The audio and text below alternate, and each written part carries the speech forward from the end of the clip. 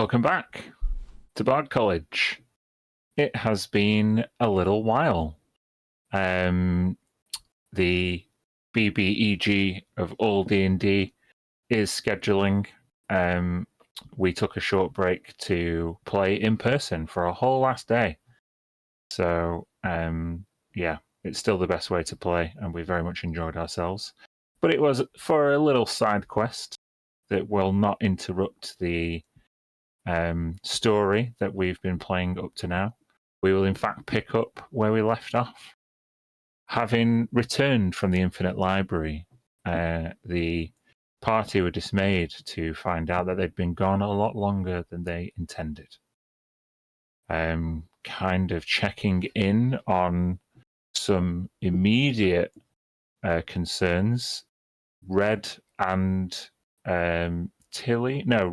Giselle went back to Crystal Spear to check on things at the Hall of the Dawn Chorus, where, unfortunately, over the 13 months that had elapsed, it seems that the temple had been attacked by none other than Lucretia von Morxidor, seemingly intent on taking her revenge for her interrupted wedding, feeding on the worshippers there. The only one that Red was able to find was Giovanni, who had sadly succumbed to a bout of vampirism. Setting Giovanni free with an extremely powerful spell, Red hastily brought Giselle back to Silvercrest as the party reconvenes at the temple. Outside of which gathered various civilians who had all gathered to marvel at a eclipse that had been sustaining itself in the night sky, evoking memories of the darkness that the Crystal Spear was plunged into just over a year before. An omen, a permanent change to the cosmology of the planet, a sign of things to come. Who knows? But I don't think we progressed any further from there, did we? So we are still this early morning day in the city of Silvercrest. The map that we've just got is an approximation. It is late summer rather than the depths of winter. I would like everybody to make a perception check, if you would.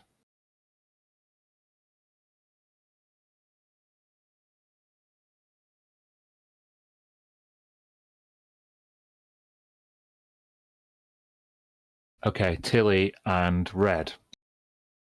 Upon stepping outside of the temple and looking around, obviously this central location is able to give you a good appraisal of the surroundings.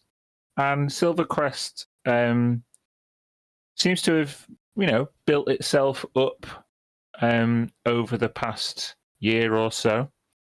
Many of the buildings have been improved, although not in recent weeks or months. The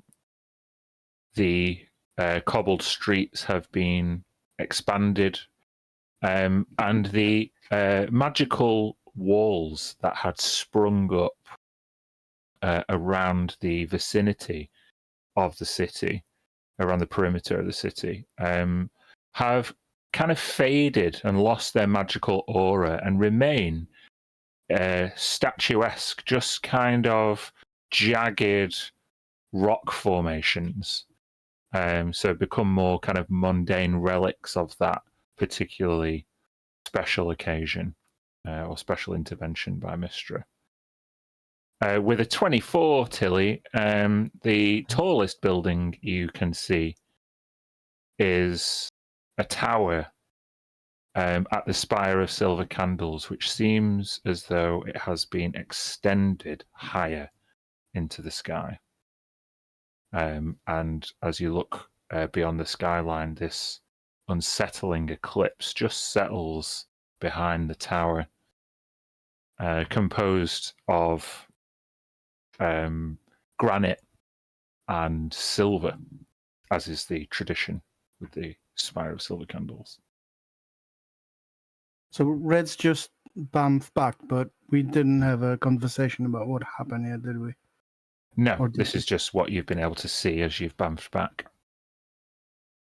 But yeah, I guess we'll pick up with Red and Giselle emerging from the teleportation room into the main foyer, or even the temple garden at the front. Red, Giselle, you're back. You okay? You look like you've seen a ghost. What? Red, do you want to sit down? Do you need a drink? Like, how are you feeling? I think she'd probably just kind of stumble through and just kind of have a glazed over expression and tearful, and maybe holding some like some garment or some pendant from the temple. But Oh dear. Okay, you need to sit down. You need to sit down. Let's go maybe have a drink. I can make tea, a chamomile. Is that okay, Mir? If you, all right. Just gonna go and try and scramble and get some tea. Give Red a bit of a sit her down for a minute. As you go into the kitchen to prepare tea, one of the temple attendants assists you. They are a young male, might be in his early 20s, seems to be a fairly new recruit to the Temple of Our Lady, Weaver of Stars. And he looks towards you. Greetings, miss. What a strange morning. Oh, it is. I think for everybody. We just trying to catch our bearings. I was just hoping to make some tea, maybe something calming. Everybody's there's lots of people outside. I don't know if you've seen them, but I've calmed them down a little bit, and I think they're camping. At least for now, they're too scared to go anywhere else. Maybe we could go outside, give them some snacks or something. Yes, I'm with course. Mir, by the way. Sorry, you might not know me. I'm some random person that just walked into this kitchen. No, it's fine. We honestly, there's been so many different people around the temple. It's hard to keep track of who's who. And he kind of hands you a pot of tea and a few different snacks, and kind of follows you out the door. It's kind of like it's not so much like a refugee camp situation, but people are very scared. And the Temple of Mystra has offered a lot of solace here. What is Mia doing right now? I think I was about to go and cast Commune, but I think with Red's return, I would have paused that and be kind of sitting with her and trying to calm her down a bit. Mm-hmm. And just kind of waiting until we're all back together to hear what's happened. I think just the most she'd manage would just be like it's sort of like in broken words that Lucretia, she massacred them all. I didn't know how long we were going to be gone. It's all my fault. Between sobbing and Of course, it's not your fault. Do you think that she's responsible for this as well? The sun, the eclipse. what's happening?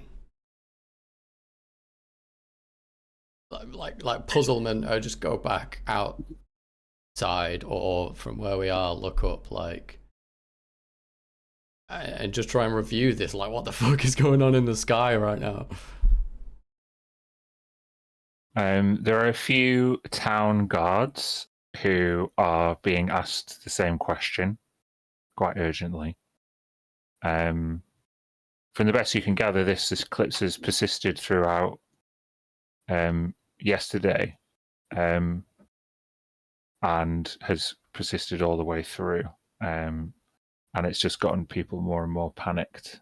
You see one of the guardsmen, they seem to be of a like fairly senior rank, and they're dressed more like they have like explorers gear and stuff like that.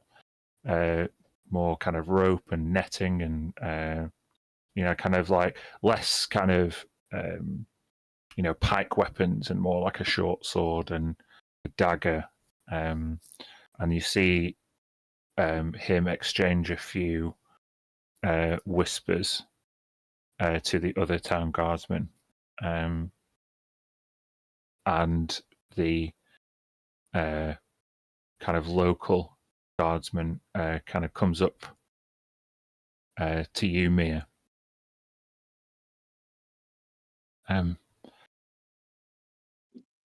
High Priestess, you've been gone for some time.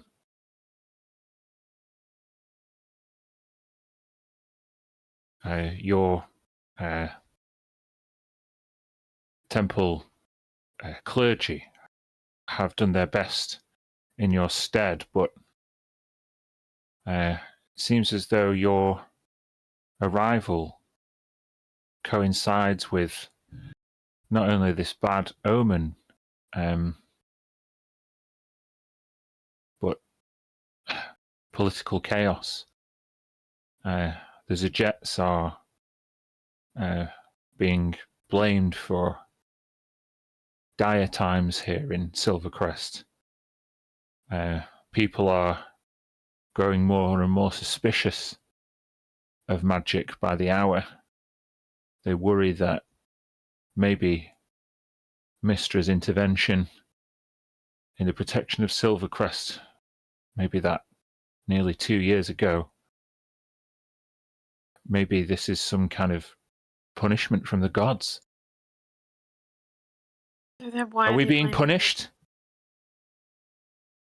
No.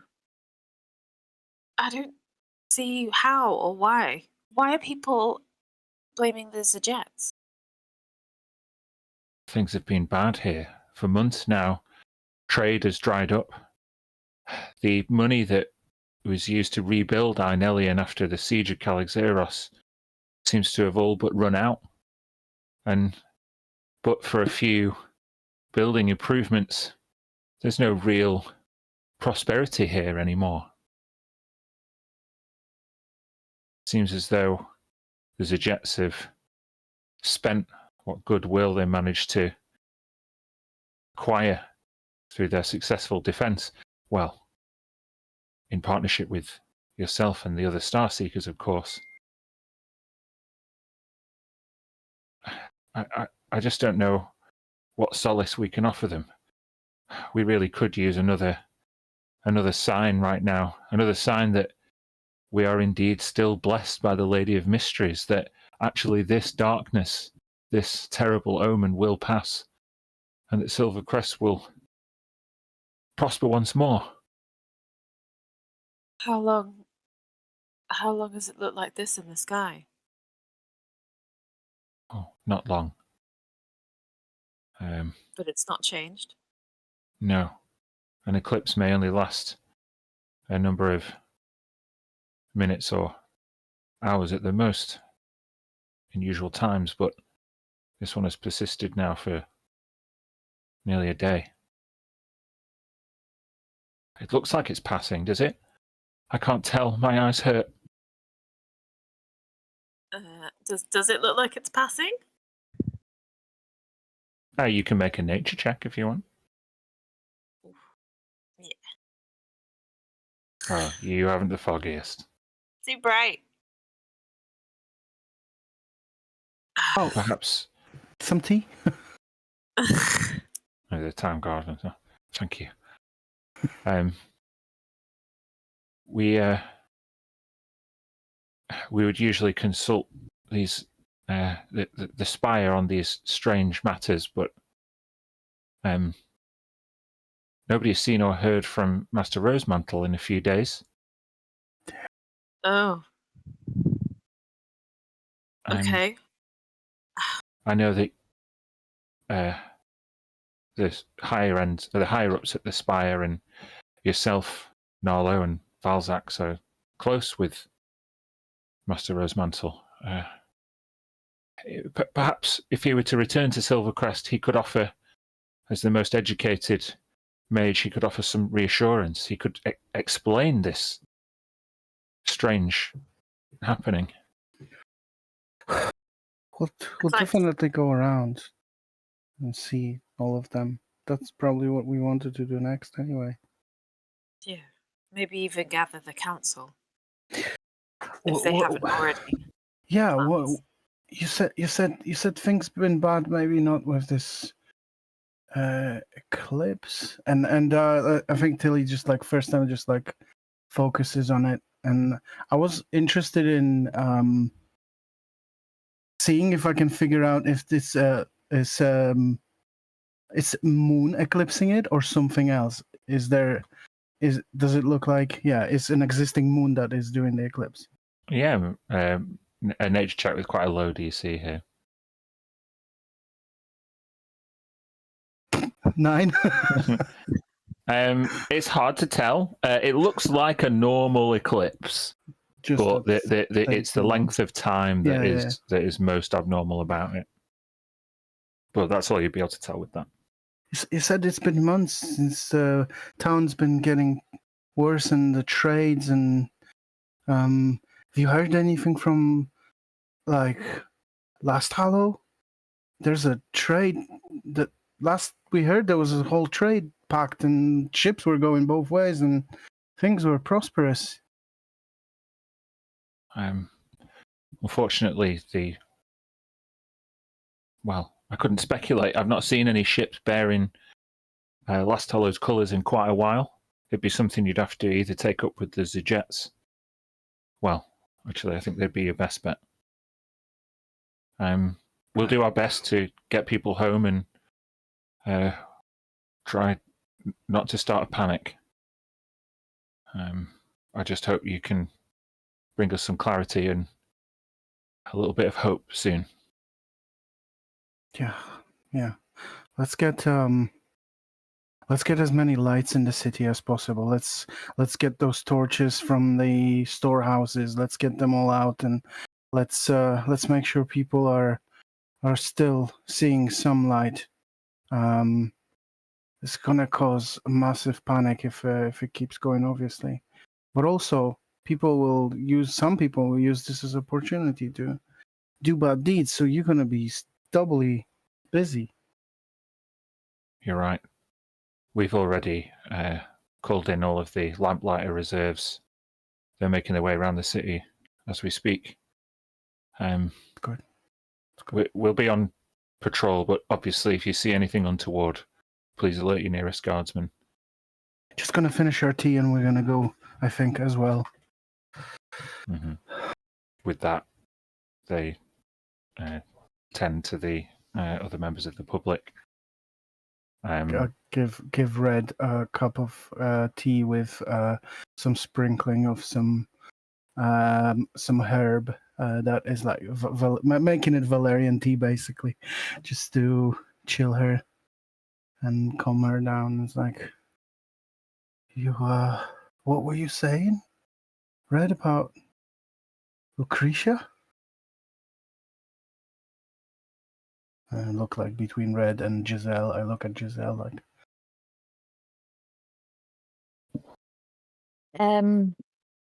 She enacted revenge on everything. We saw we saw Clethis trying to understand what has gone on.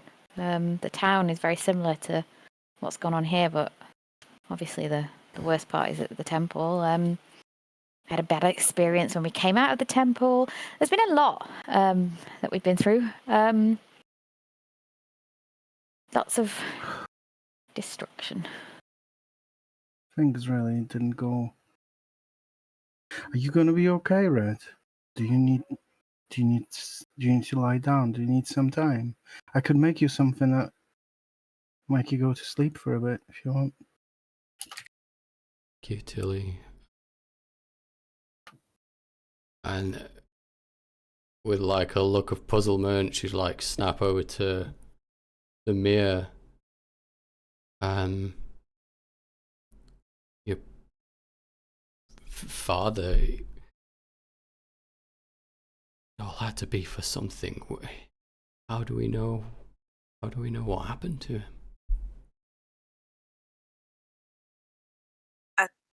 I don't know. I just didn't think that we'd be away for so long, you know? Do you think that he has something to do with this?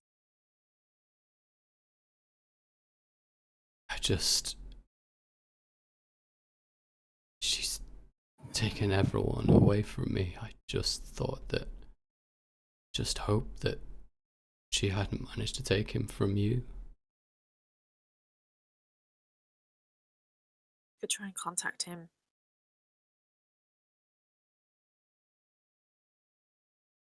I mean, could you even do something like that? Point at this guy, or Lucretia? We know the Blood King was able to do that, but that was like very local. We're talking entire world, right? This is way beyond what we've seen.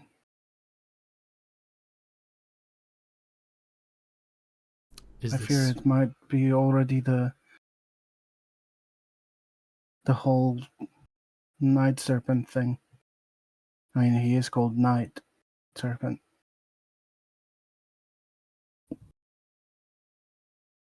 I don't know.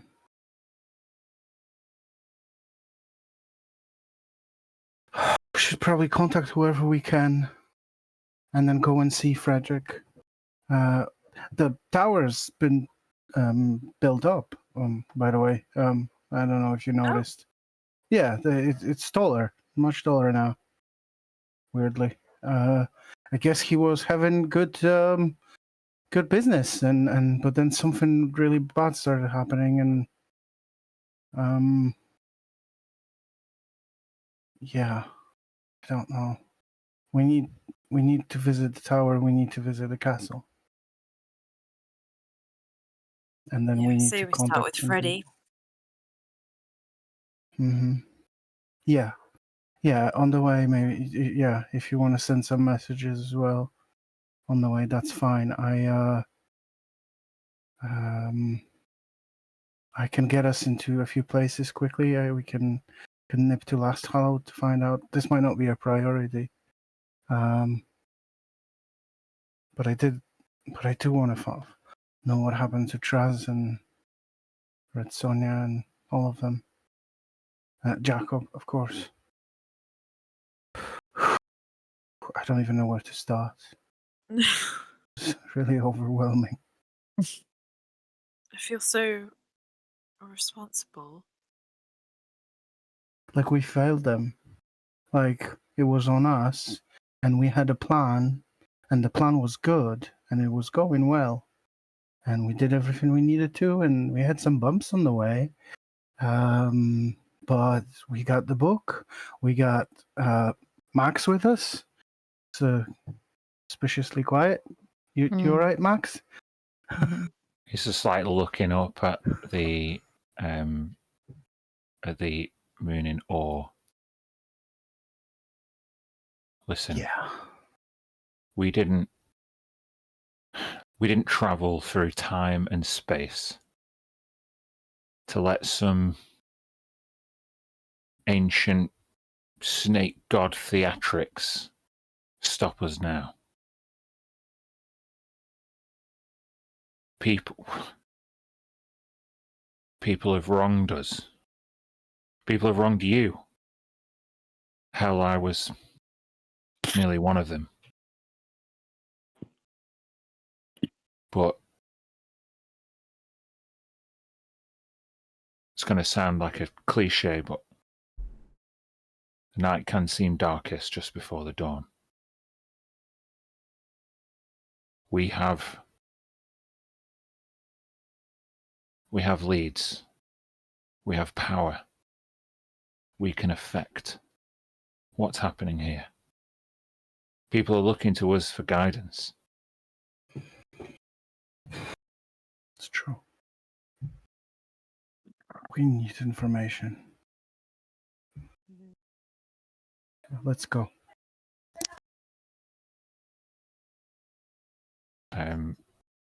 Max, showing some resolve or desperation, follows you out into the street. What is your first destination, folks?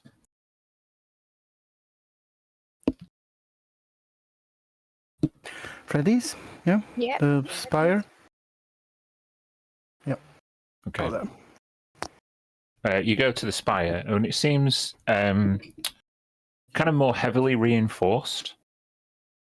It looks like the aesthetic has kind of changed from a library with a temple, kind of, to a more like a school with a mage tower in the middle. The spire has expanded its remit, and there is now a statue in a courtyard that has been walled around. So whereas you used to just walk up to the entrance and go up the steps, there's now a gate, a 18-foot high stone wall that is guarded by two security guards. The gate is closed, and just beyond the gate you can see a bronze statue. Those of you with a high passive perception would see that the statue is of not one, but maybe six Frederick Rosemantles, all assisting each other, hands on shoulders, all kind of pointing at one particular book.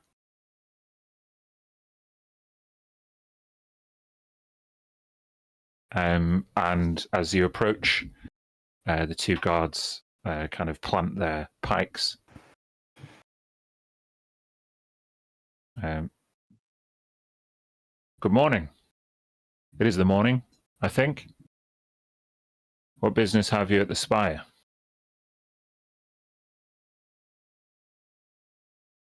We're here to see Frederick. Rosemantle, I think. You think? Yes, a couple of times. And you are? The Star Seekers. They kind of like look to each other. Oh yeah, we recognize you by the description, although we've not seen you here in a long time. Mr. Rosemantle has also not been seen, but for less time. Yeah, I'm sure you can take this up with his associates. And they plant their pikes in the ground, and the gate opens. Go on through. Associates, Tilly? What is other people? Well, yeah, we travel. There was one. Can't remember. Were you with us then? I think Yeah, so. when he opened the door and there was all of When those. yeah, and Yeah. yeah, that's right. His sort of alternate copies. I mean, these. I mean, does it? I mean, It's quite, little on the nose. grand. Little on the nose here, isn't it? Like Yeah. they. What book are they pointing to? You can go and make a investigation check if you want. Yeah. Attempt to see. Oh, okay. Yeah, this book is really kind of ostentatious. One of the Fredericks is holding like a big quill, and there's like ribbons fashioned out of copper hanging down. With that level of investigation, and given that you've been in close proximity to him, it looks like some kind of codex. Mia! Looks like one of those books. The special books. Codexes. Oh. Why the statue? I Do you can't feel like remember if I've known Freddie to have one of those. I don't think so. You said You said you have the one that was linked to his dad, right? You still have it. The robot one. The It's Codex at the temple. Automata. Mhm. But he didn't have one of his own that Not that Well, I know maybe he made one. He had like, I mean, he's one guy that he's smart because he's a wizard, and then now he has 20 of himself. So maybe he just made one. Although, didn't you tell me a story one time when we were camping that when you first met this guy, he was changed into an animal and couldn't get out of it for like weeks when you first met him?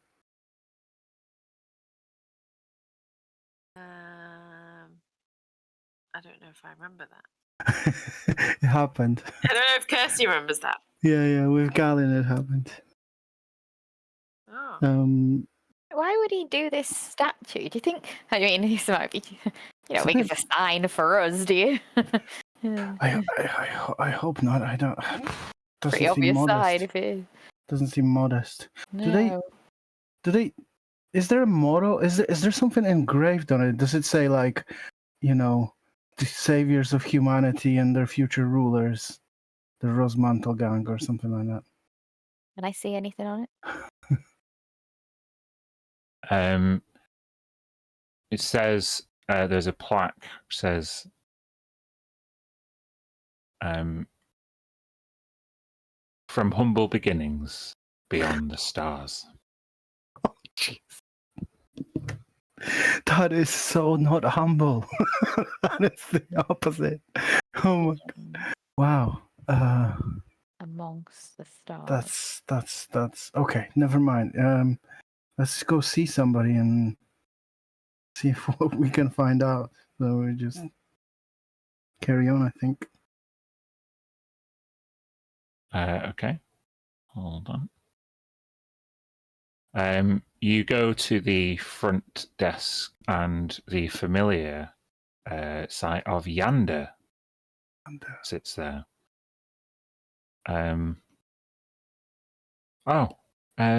Hello, Mia, Tilly,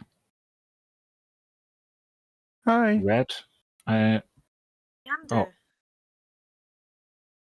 What's Hi. going on?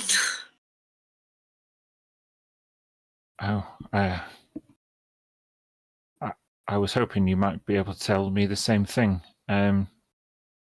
Freddie's been gone for a little while.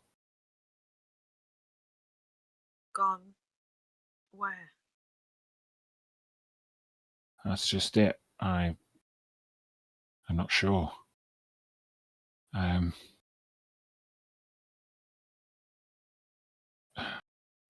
Listen, I'm glad you're here. Perhaps you could take a look around his room. he had so many notes, and it's I didn't want to disturb everything, but it's been a few days now. I think the time for worrying about him being angry at me for snooping is probably going to pass. And he probably wouldn't be as mad as you as he would at me. Here. And she hands over like a brass key. And he just left. Nothing to say where he was going. No, nothing. Shall I send him a message? Yeah. Let's. Do you want to do that before we? No. I was asking Yanda. Did you try to send him a message? It's a tower full of wizards. Yeah, of course we did. Yeah. There's just been no response. Yeah, figures. And when you last saw him, sorry, you don't know me, Yanda. Nice to meet you, Giselle. Oh, hello. Hello. When you last saw him, was he in a particular mood? Did he look like he had a plan for the next day? Like, was his disappearance part of the journey he was going on?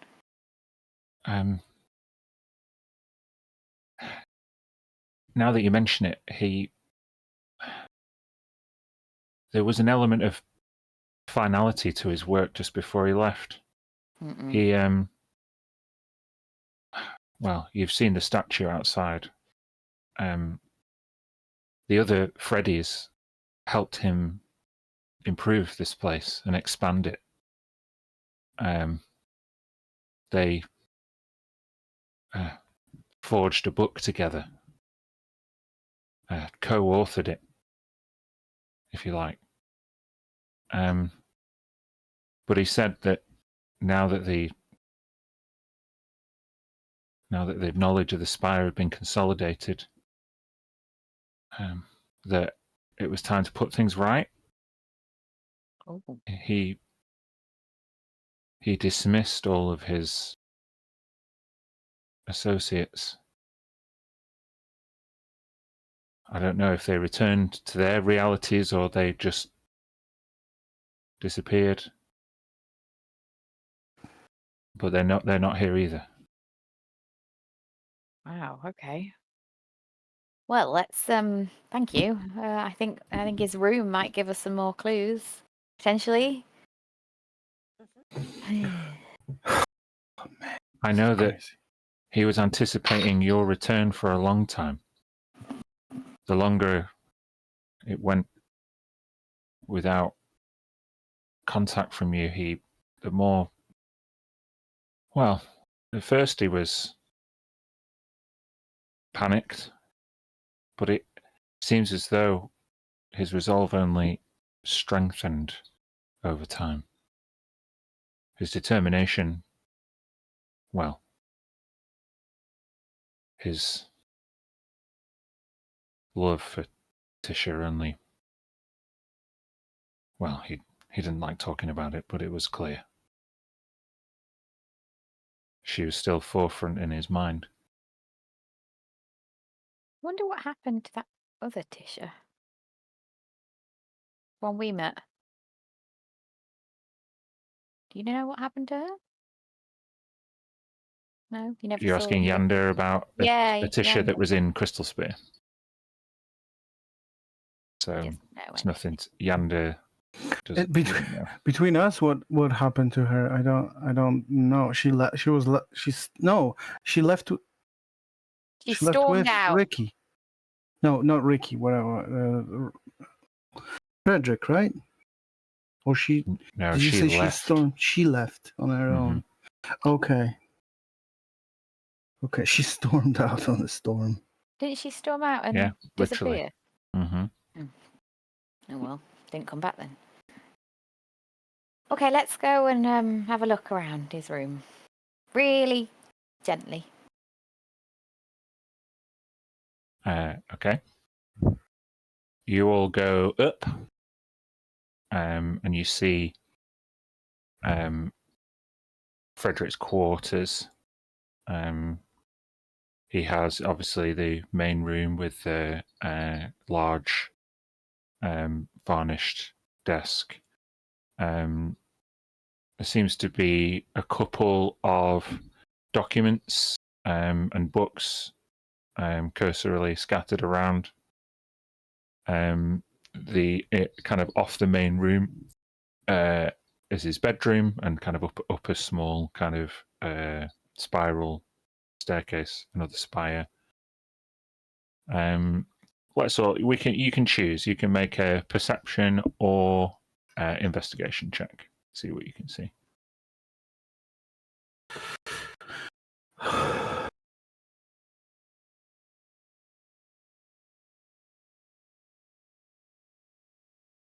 Hold on one sec. I wouldn't be looking for anything paper-wise. I'll leave that to the more intelligent ones. I just wanna glance on, like, is he left in hurry? Has he packed his socks? Has he packed for a long time, or or unexpectedly, or anything, more sort of that than the documents.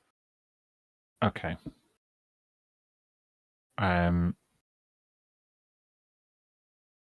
So it looks as though he left in a hurry, but there's no sign of any struggle.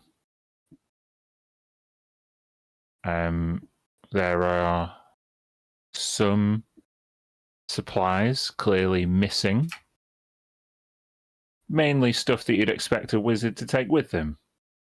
Ink, parchment, spell components remain unrefilled.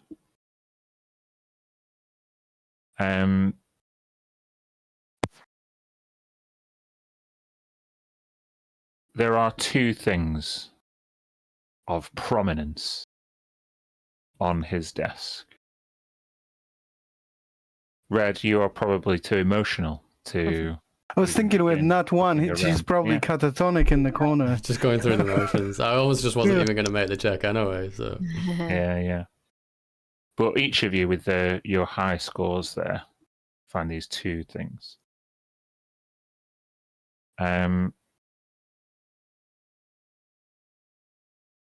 Who is proficient in Arcana of the remaining three mages on Tilly? I know Mir is. Yeah, I think And oh, Giselle. you two are. Yeah, that makes sense. You are both drawn to a piece of burnt, twisted metal, about so big, on the desk. And we will say, Tilly, you are naturally drawn to the more kind of alchemical features, and you're drawn towards some spilt liquid. Mm-hmm. I think it's spilt liquid. Hold on one second. Oh no, yeah, it's a small vial in a rack with most of the liquid missing. But there's still a few drops, it seems, left in the bottom of this tube. And it's got a like a dark reddish purple color. Mm-hmm. Sure. She would definitely go into trying to identify it as quick as possible alchemically. Okay. Find out what it does. How would you do this? Using alchemist tools? Mm-hmm. So you get out your alchemy tools and like take a swab and like dip in like some crude like litmus paper and yeah, and yeah, absolutely. And I think as I do this, as I obviously Mir and Giselle will read through the documents there. So giving them the time to do that, I'll set it up like close to Red, as Red is sort of like sat there withdrawn and whatever. And then I'll just like bubble on, telling Red what I'm doing, even though she might not get everything or understand all the stuff I'm talking about. She just keeps explaining every step to Red just to keep up her spirits and stuff. Okay, given that you are using this alchemical test as a way to try and also distract Red from how she's feeling and what she's thinking, I hope you'll think it's fair that I'm going to give you this alchemist tools check at disadvantage. I think it's very fair. Let me run it. Okay, would have been a 30, Yeah. but it's only a 13. So you kind of turn at one point as you kind of draw out some of this liquid, and it drips a little bit. And as you turn around, Red, you would notice this as Tilly's attention is drawn to you. The first drip melts part of the alchemy tools, and the second drip lands on Tilly. I need you to make a Constitution saving throw. Cool, strong start to the session. 9. Okay, hold on 1 second.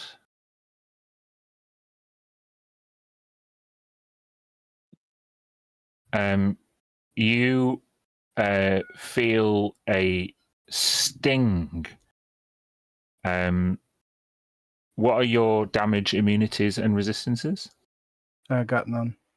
Then you take 17 poison damage, and you are now poisoned. Red, the smell of these droplets is overcoming this. Whatever she's just spilt is really potent. Oh, John's not there now. Cool. Oh no! But yeah, it's really, really potent.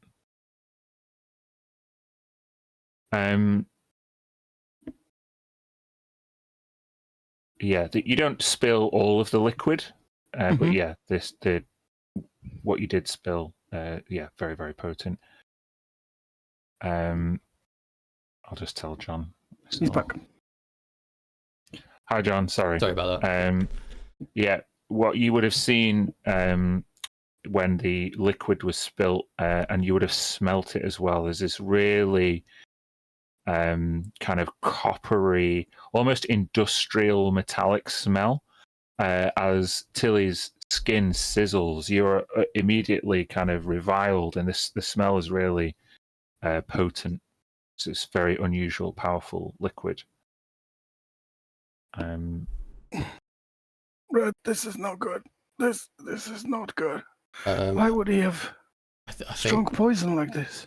instinctively, as soon as this happens, I believe I can cast Greater Restoration using some charges from the Blood of Lathander.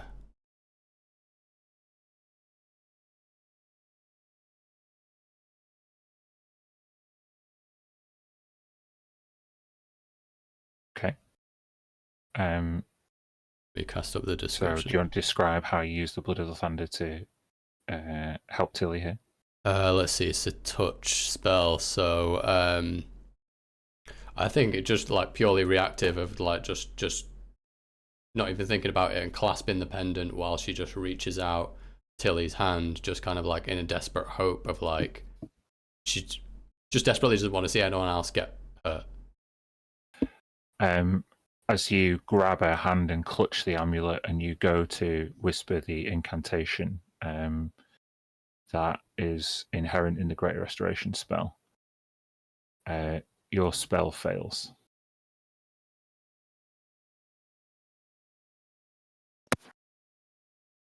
What did you do? That didn't help. I mean, Thank you for trying. But I feel sick. I'll try something. And I'll touch her with the purity spear. And expend a charge.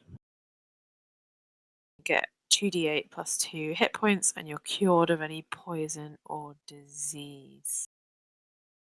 As you bring the purity spear forward, you kind of draw this tiny bit of liquid from Tilly's skin, and there's just a slight burn mark, and the purity spear kind of glows for a second, and then like there's like a shine, like a chromatic shine to it for a moment, as if it is like purifying whatever liquid it came into contact with. And you are indeed restored by 7 hit points.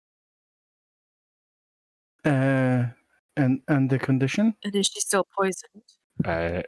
No, the condition is also lifted. I go right in front of your feet, Amir. Oh.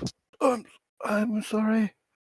Oh, I've never seen your powerful magics not work before. What does he have here? I'm gonna need to give it another look, but maybe back in your temple when we're I shouldn't have done it distracted. I'm sorry. Let's just see what else is here and I'm gonna be outside. I'm gonna be outside. Can I have a look at the twisted metal? Sure. Is it anything familiar?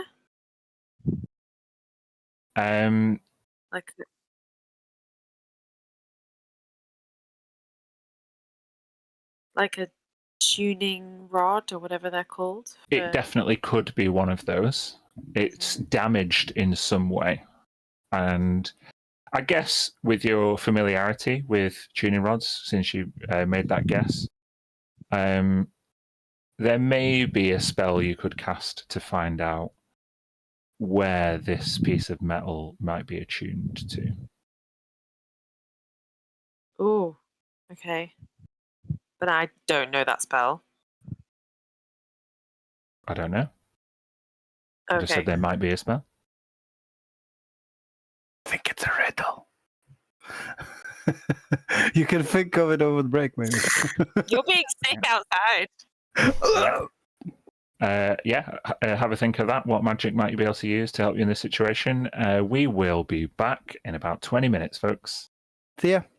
See you later. Easy.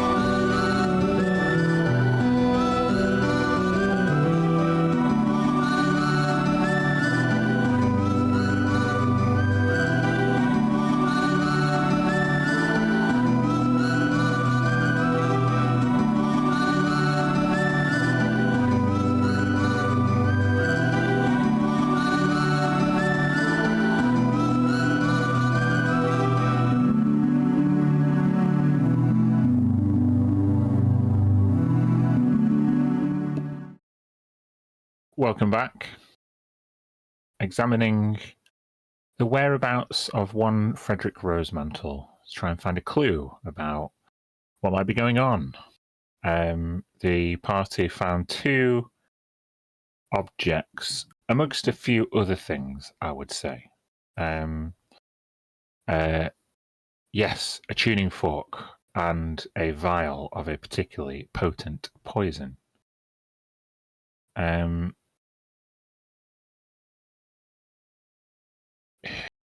Who has got the highest passive insight? Mine is 22. Yeah, you're probably the winner. Mine's 20. Mia, as you hold the tuning fork in your hand, you are, sure that there's no sign of struggle here. These components were arranged deliberately and the subject of some research. Other components you see to this research endeavour that Frederick may have been on, you can see several snake scales, as Okay. well as a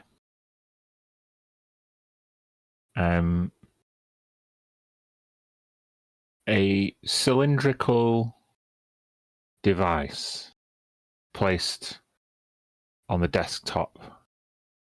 The device contains slits with cards and engraved into the base of this device says Rosemantle's reference index.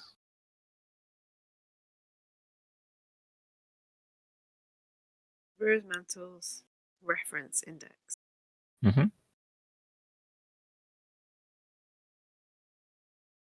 All right.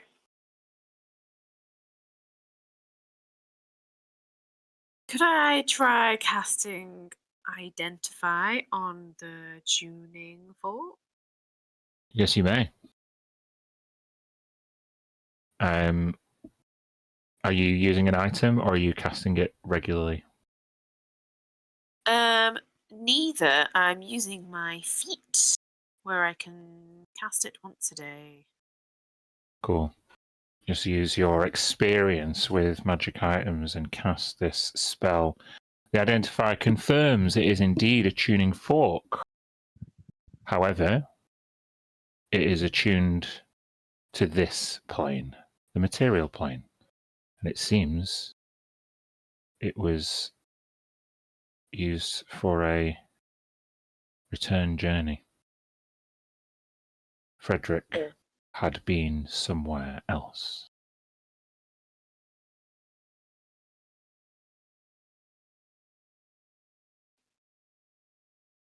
Ooh, I will relay that to everyone.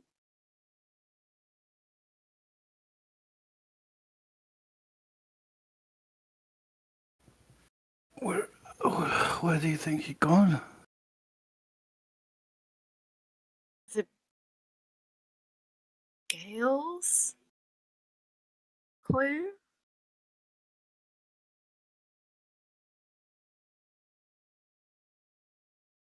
I've never seen anything like this reference index before.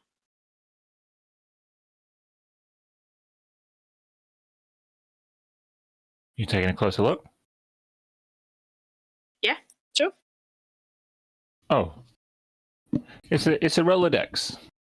It's a name of it's the names of loads of contacts that either were made by Freddie himself or were made by his father back in the day. There seem to be the names of various people.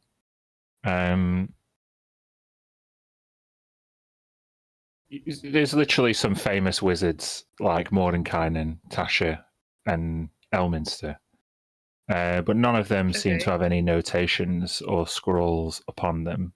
There are some other notes scrawled on parchment that seem to be attached to various entries. The notes, or some notable key words, are as follows.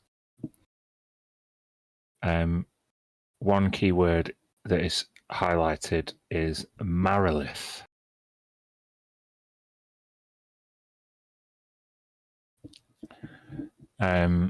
Under the Marilith entry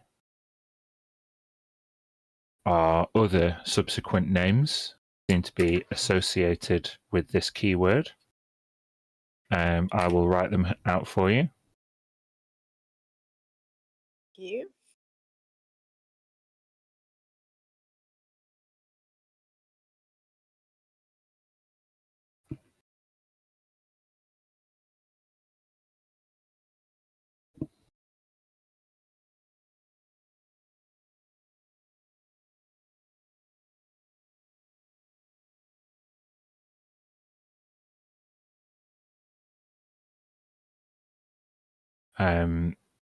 There are other well, there seems to be constant references to poison. It seems as though Freddy has tried to dig up everything that he could possibly find on poison. And we're talking, there's like a few different books that are all cataloguing various different types of poison. Okay. The word silvery comes up again, although it's quite light. Not many references to silver. There seem to be some questions that Freddy scrawled to himself near this.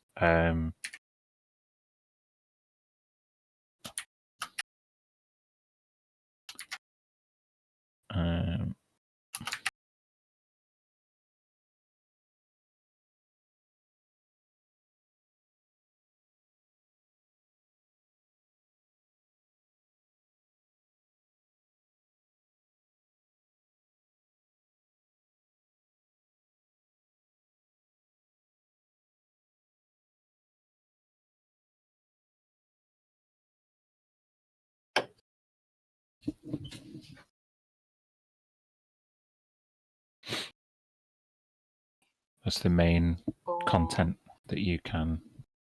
Oh, sorry. You think you cut out then, Kirsty? Oh, I just asked whether the Talade Orvrim Tour, if that's a name, if that's anything I'm familiar with. It definitely seems like a name. I'm gonna Yeah. make a check. Like a drow name? Potentially. Okay. Oh, your internet's really shit, Kirsty. I don't know if it's just me or everybody. Kirsty keeps cutting out for everybody else. A little bit, yeah. Yeah, just a bit. Okay. I think I got it. Did I miss anything? Is there some question I've missed? No. I can try and move. I don't know whether Oh. moving 10 feet that way is going to help. I don't know. Was it bad before the break? Not No. that I could tell, no. Seems more or And it less also was okay. quite clear when you just said that, so Yeah, maybe it Just was patchy. a blip. Maybe. Yeah. You did ask if it was a drow name, right? Did you catch that, Dan? Hard to know. There may be people in the spire that you could ask. Hmm.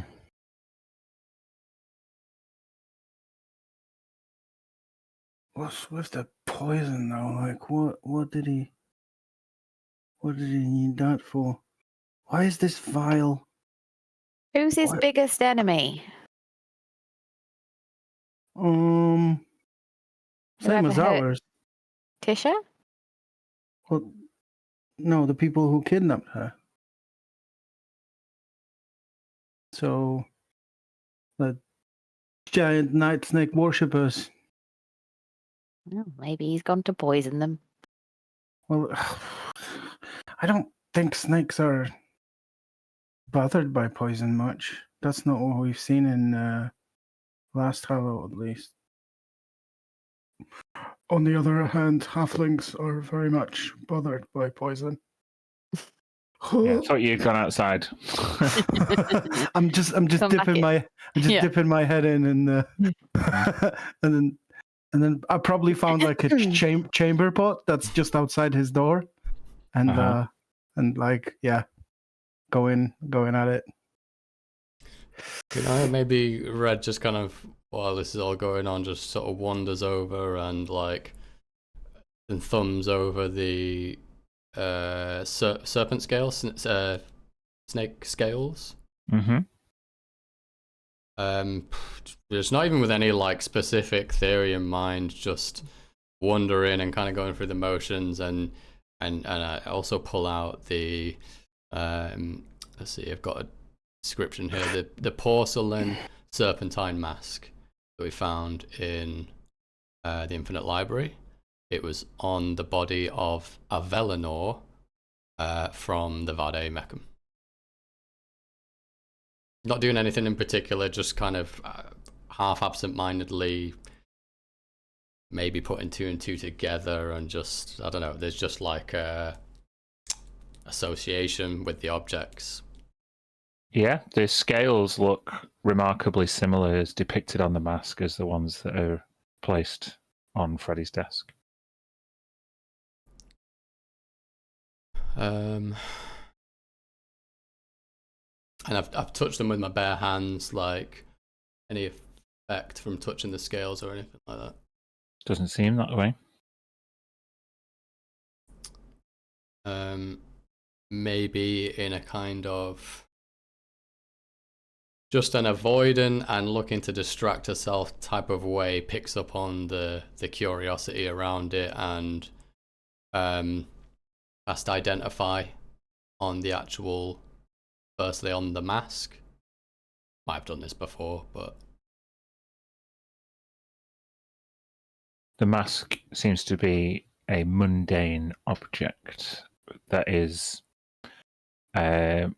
made using like some traditional sewing techniques. Like, you're a seamstress, so it's kind of like the inside is of like leather that's been like boiled so much that it's gone quite hard, and the scales are stitched in by hand with golden thread. And the scales look to be genuine, serpentine scales. I will give you a nature check if you wish. when you say On your... the scales seem to be genuine serpentine scales, are you talking about the scales are found on the desk, or is that are they on the mask as well? Both. Oh, okay, yeah. Nature check. Oh, 19. With a 19, the scales are quite large. You've seen scaly people in the depths of Last Hollow, even ones that have even protruded from like Jacob's like cheeks and things from time to time. These are much larger. They're not from a what you would call a pure blood Yuan-Ti. They're from some kind of larger serpent creature. Right, okay. And this is half me trying to wrestle with my own confusion about how the terminology works. A pure blood Yuan-Ti is like like it sounds like a more pure yuan ti, but that's actually the type where it's more Yeah, close it's to human. counterintuitive. Yeah, You're yeah, right. yeah. So like we would have encountered pure blood, i.e., like mostly human or humans that have turned and that type of thing. And this seems the scales that I'm looking at seem to be more an actual more pure yuan ti or serpentine creature. Yeah, of the more of a progenitor serpentine creature. Yeah. Unpure blood. Yeah, she just whisper under her breath, like, "Oh shit." Is there a bed in this room? Off the room, there's a short spiral staircase. It only goes up like, to kind of one rotation to like an annex with, Freddy's quarters. Can I go and investigate? Sure. I'm looking for a bedside table and potential diary. It'd be handy, wouldn't it? Hmm. Sure.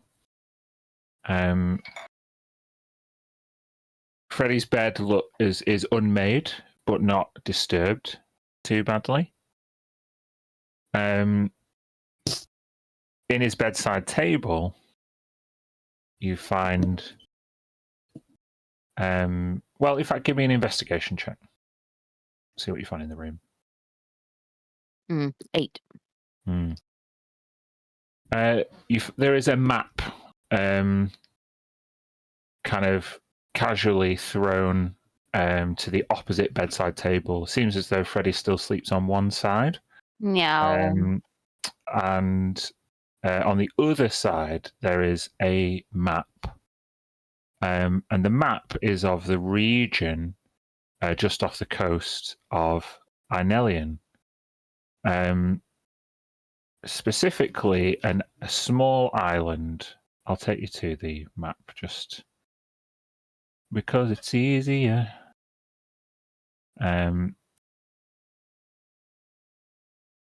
Specifically, you will notice these 3 islands on the map. You can see where I'm highlighting. One of them is circled, and it is Felidrandor.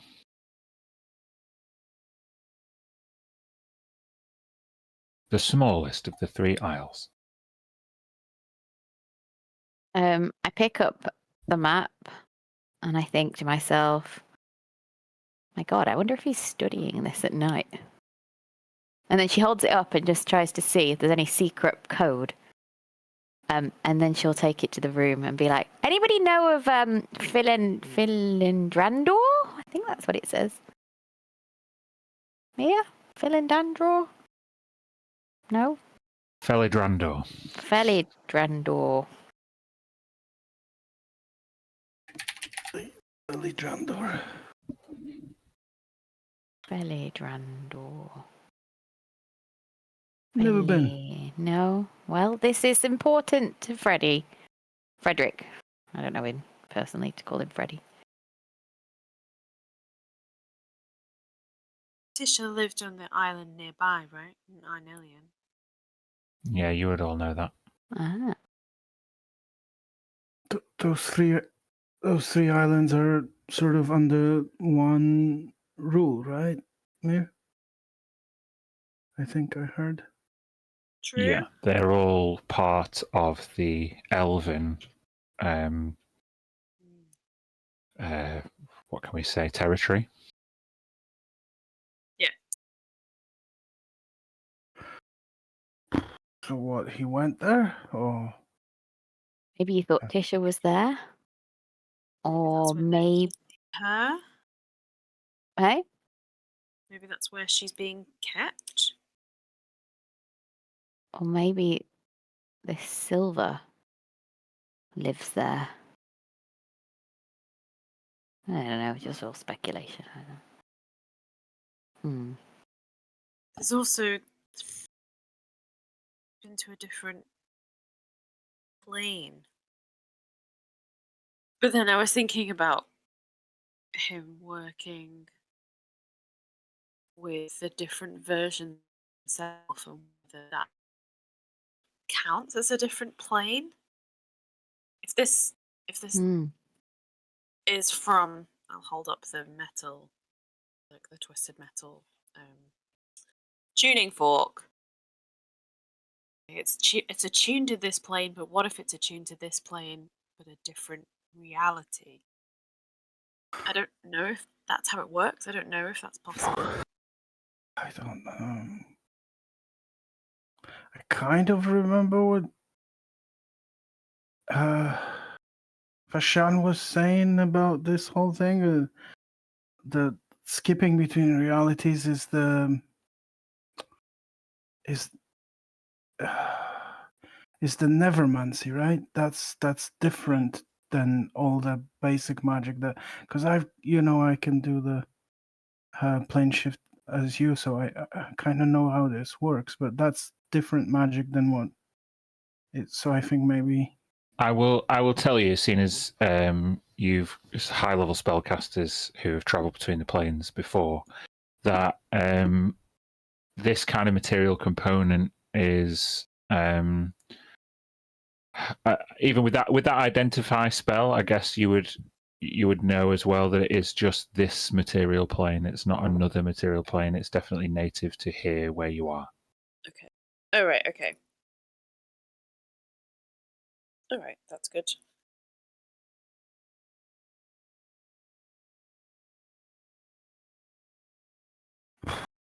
This is just me as a player, but yeah. how did we learn or did we witness how people from other realities, other dimensions in the Nethermancy sense, like how did they get here? Did we see the other Freddies arrive, or did we witness, or did Vajana explain anything?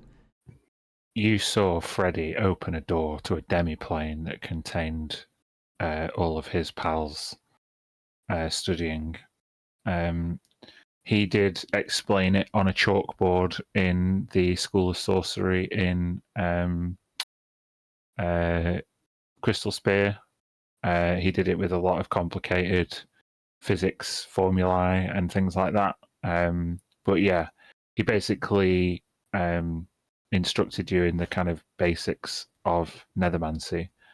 I will say that there is no evidence of Nethermancy that is connected to any of the stuff that you've found. So it's like a Nevermancy spell that we just don't know because we don't know anything about that magic that would open the portal. So Freddy must have figured it out because he had lots of resources we gave him on the Nevermancy. We had books from Vashan, we had stuff, and he was doing this research in order to figure out what the people who took Tisha wanted to do, or maybe, I don't know, it was adjacent somehow, or he clearly figured it out to some extent because he managed to get his alternative versions to help him do something else. And then they built a statue of themselves. Yeah, it's clear that Freddy has now become a powerful Nethermancer who used Nethermancy to further his work in pursuing Tisha's captors. Yes, that's what I was thinking. That'd be clear to all of your characters.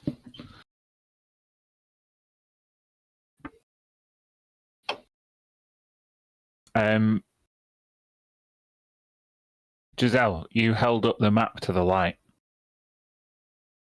Yeah, I did. There is a word kind of that's been indented in the map, and then it looks like it's either been like erased or faded. And the word is Shaktari. Oh, I think there's something in this map. Like a word. Shaktari? I mean, it's a big conundrum today. Shaktari. Yeah. Sounds like a martial arts thing. No? Just me.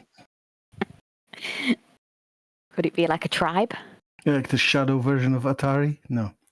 Oh, that's where I got it from. Shaktari. Oh.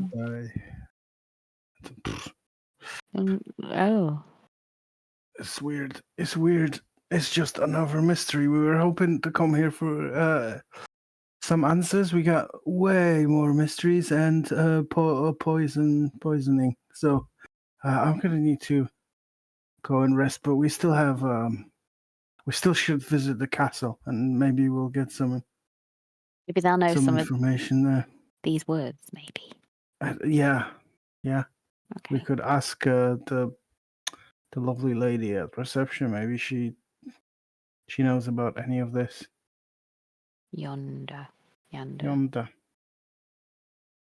Okay. Are you done in Freddy's lodgings in his office? One more thing. Just want to open his wardrobe and just check what clothes were taken. Was it fancy? Was it casual? What sort of things left? It seems as though some basic clothes have been taken. There's where undergarments, cloaks, things, regular stuff. But there is the end of one of his closets it has like 4 or 5 fancy outfits, and one of them is missing. Like there's a gap. Ooh. As if a fancy outfit has been taken out. Well, I think the only reason you'd take a fancy outfit is if you're meeting fancy people or trying to look fancy. Like a big plan. Like you want to become or at least look a certain way. I think, Tisha's family was fancy, right? I don't know. I'm just thinking maybe the elves. I mean, yeah, she was like royal born or something. So, I don't know. I don't think we can figure out what he was doing from all of it. It was clearly doing some research that involves something about the captors, something about the 1T. Those scales you said, are probably 1T. Yeah, she's like distractingly kind of like toying with one. I'll pocket one of the scales as well. But she vaguely points them out to you if you want to look at them. I don't know. It doesn't really tell. Like they clearly are reptilian type scales, but those names, or Marilith or Silver, or why did he? Maybe he was because Snake. They would be. Maybe he was trying to figure out an antidote for the poison, or Maybe. how to combat that side of 1T.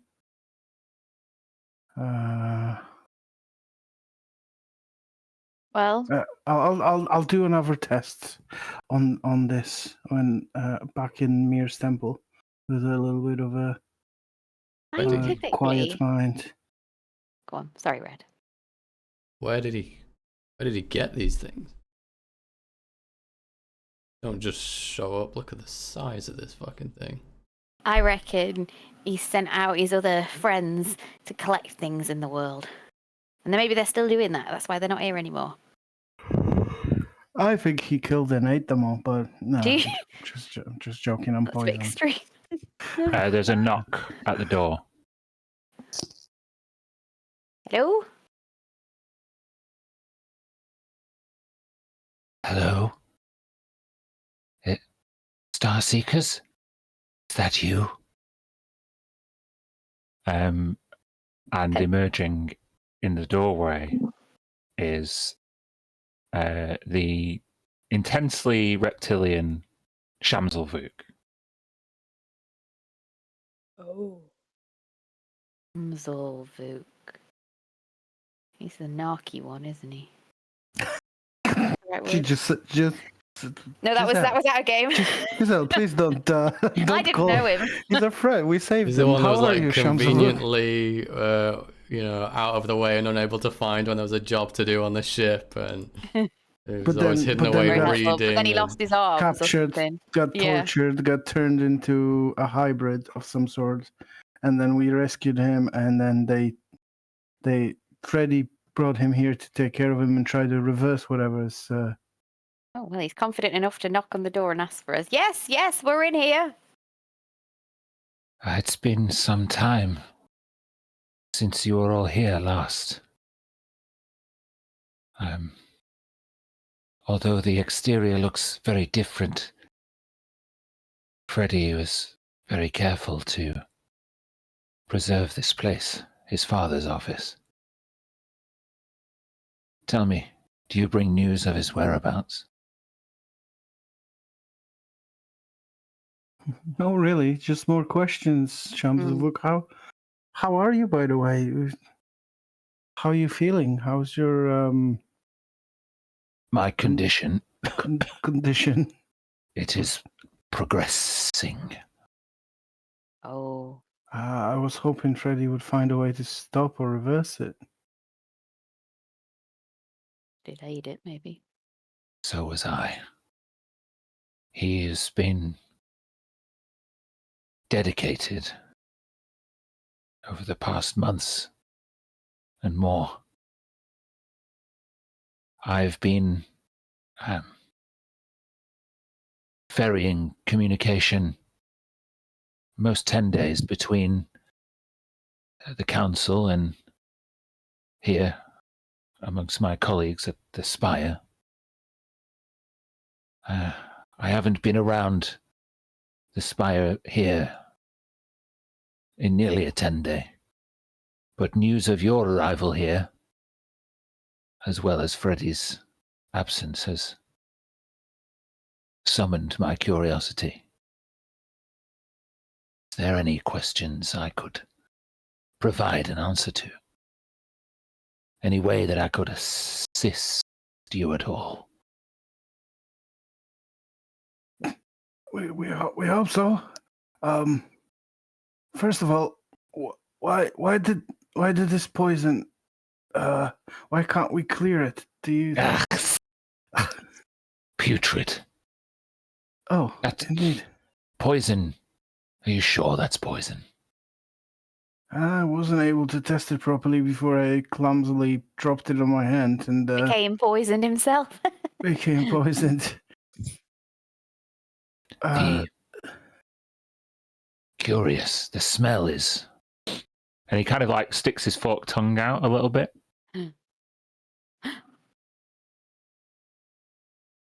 This condition has made me almost immune to every poisonous liquid an alchemist might conjure. And he pulls his sleeve up, and you can see, Oh. you know, when people do like allergy tests. Yeah.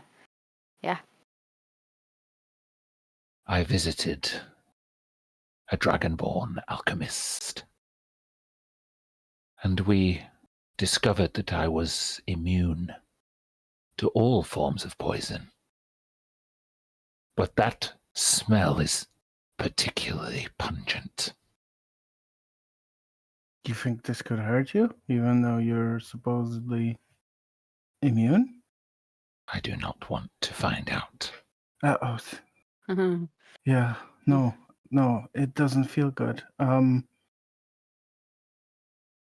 What almost is feels- that strange liquid? I don't know. It made me quite ill, and it is really hard to remove even with powerful magic from my friends. But something in me has a feeling that this is something that's supposed to work. Well, I think this would kill you. The I think weapon. that's what Freddy was doing. The only reason I'm not dead is because I'm not you. Or your A type. weapon to use against the Saruki captors. One teen general, yeah. Yes. Potentially. I'd like to investigate this possibility. Perhaps you could accompany me to the alchemist I was working with. Yeah, sounds like. Is he in town? Yes. Sounds like something we should probably do. You've not heard anything from Freddy, have you? Since he left. Did he say No. anything to you, or? Unfortunately, he was consumed in his work. We became more distant over the past few months, and I began to work more for the council.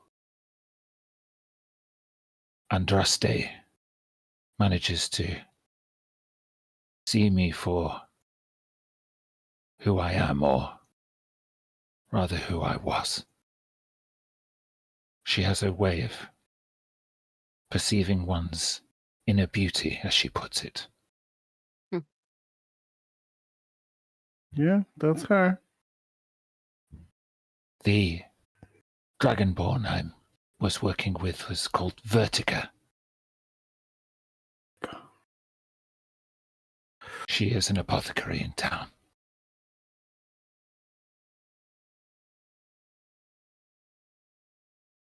Yeah. Yeah, no, definitely. I can't get rid of this. I don't know what it's gonna do to me. So, guys, what do you think? I think I should do that. Yeah, Maybe. definitely. You need to find out. Okay. I think we should nickname it Liquid Death for now. I'd rather not. It's kind of pessimistic and making me Liquid feel half depressed. death. Potential death. No, I don't that's know, I'll think worse on it. because I'm a Oh, no. halfling. Come on, Giselle, please. Why are you making me so... Oh no. Don't call it a half Shamsilvu. death. Moving on swiftly. Yes. I've never met you before. Hi. I've heard about you though. You are a changeling, is that correct? That is correct. Thanks. Do you know changelings? Well, Frederick and I, last year, were studying ways that I may transform. He attempted to... we studied the biological properties speculated to be held by changelings that would allow them to change their form. However, most of the Fey scripture we could acquire was written in perverted verse or poetry. The Feywild is not renowned for its scientific notations. Yeah. Well, sorry about that. If I could give you some of my changeling ways, I would. I would do that though. So we've just had a look around this room. You don't happen to know the word Shaktari, do you? He furrows his brow and sticks his forked tongue out for a second. Shaktari. Tari. The name seems to ring a bell. Maybe I'm just imagining it.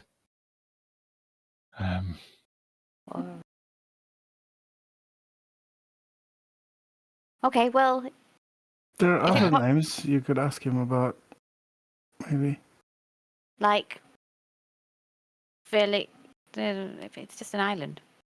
No, What no. other names are you thinking of? The names that you discovered in the documents, the Oh, Mia's. Marilith and all those other ones. Marilith. I know what a Marilith is. Yes. It is a higher form of Suruki. It's a abomination. Demonic. Hang on. That's where I know the name from. Come with me. And he drags you to a separate wing of the spire, and he's looking for a specific book. He goes through a pile of books that he has sequestered from the library in the past while he was researching the Saruki, these serpentine progenitor race that form the origins of the Yuan-Ti. These are the Saruki, are the people that used to inhabit the Isles a millennia before even the Elven civilization. And he shows you a diagram of a Marilith speculated in this particular book. I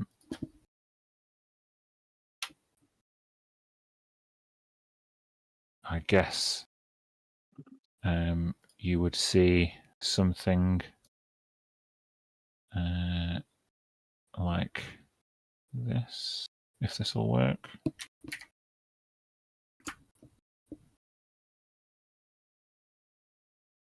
No. No. Oh, but we can click it.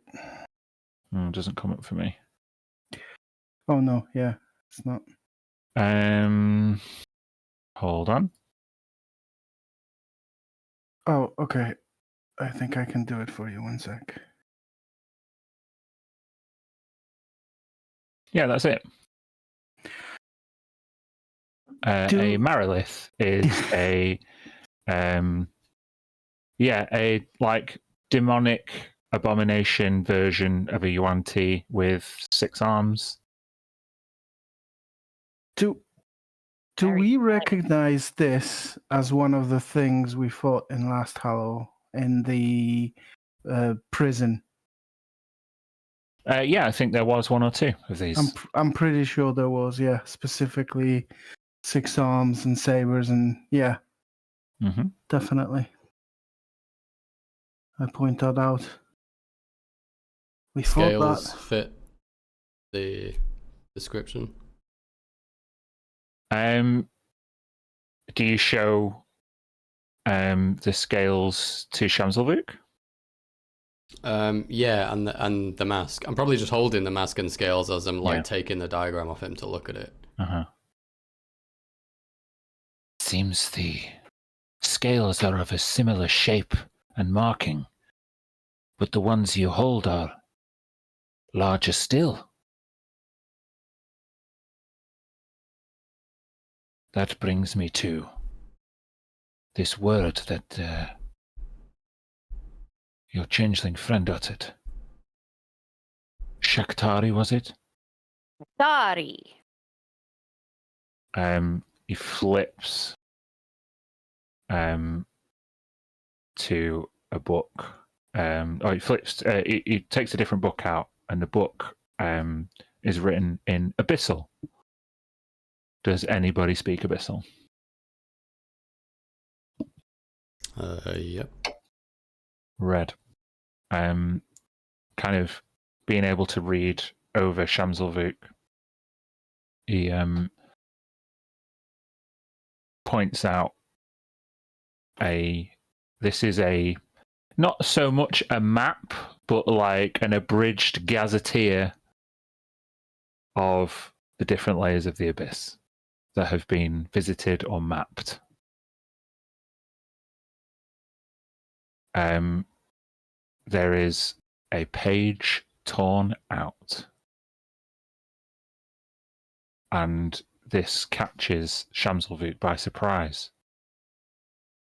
The page that is torn out seems to correspond with the 531st layer of the abyss.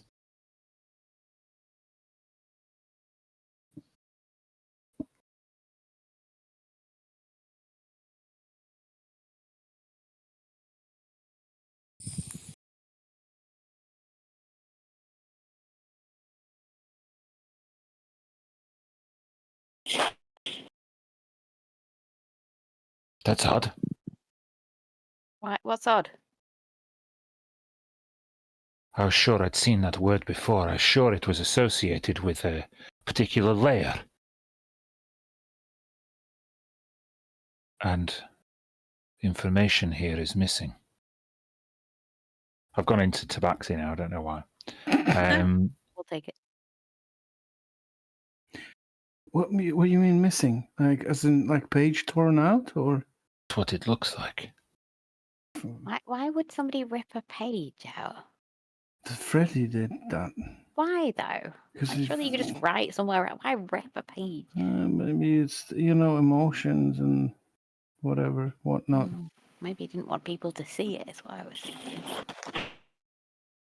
If it was him, makes sense. It would be. Maybe, or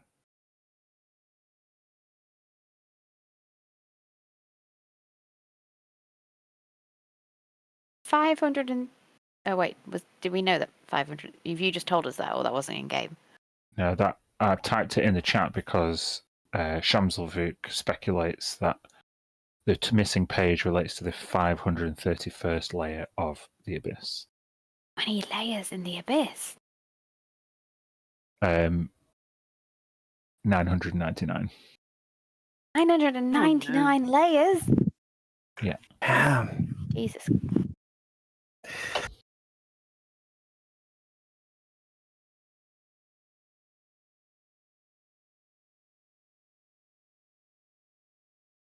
I'm sorry I couldn't be more help. Perhaps you want to cross-reference some of your other names with Yander or someone who's here more than I am. Well, you've been very helpful, and we appreciate it. And I hope you find a way of being less snake-like. Very polite. Very nice.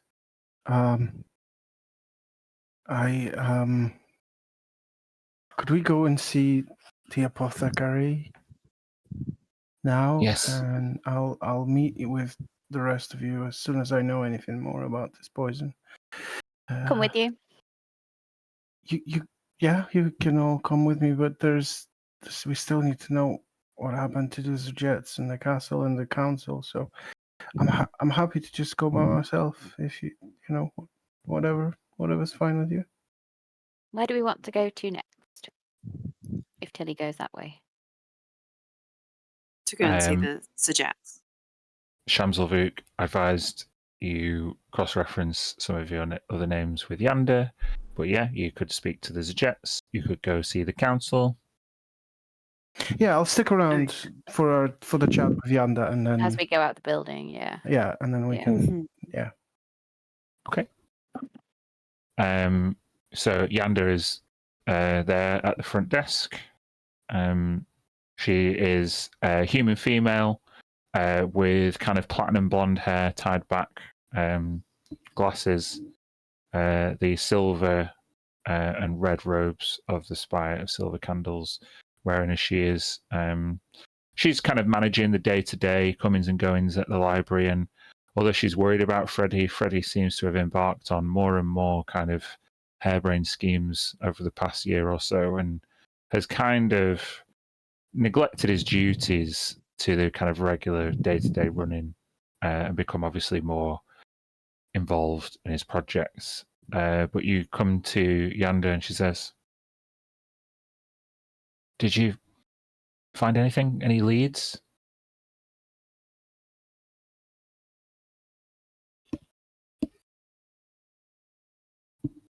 Well, we found some things. We don't think he left in a rush. No, we do think he left in a rush, but it wasn't forced on him, we think. We found some words, Mia, if you want to talk through those. We found a map. Yeah. And some liquid. So quite a few leads. All spiraling and taking us in different directions. A bit confusing, to be honest. Mia, what names did you want to ask me about? There was Talabaste of Rimtor and Hold on. Axelia Axelon. And the word silver a lot. She kind of looks through her list of people who've taken books out, visitors, Oh, that's funny.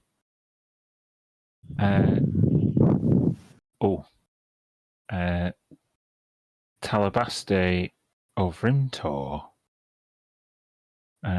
Quite a reputable mage from Felidrandor. They signed in here within the past 10 days.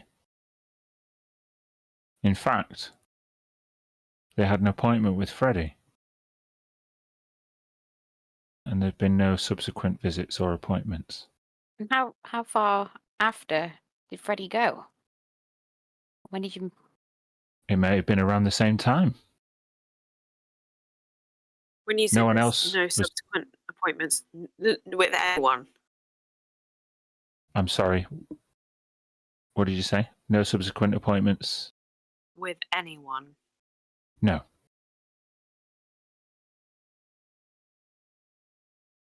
So maybe Talabaste or Rintor was the last person to see Freddie here.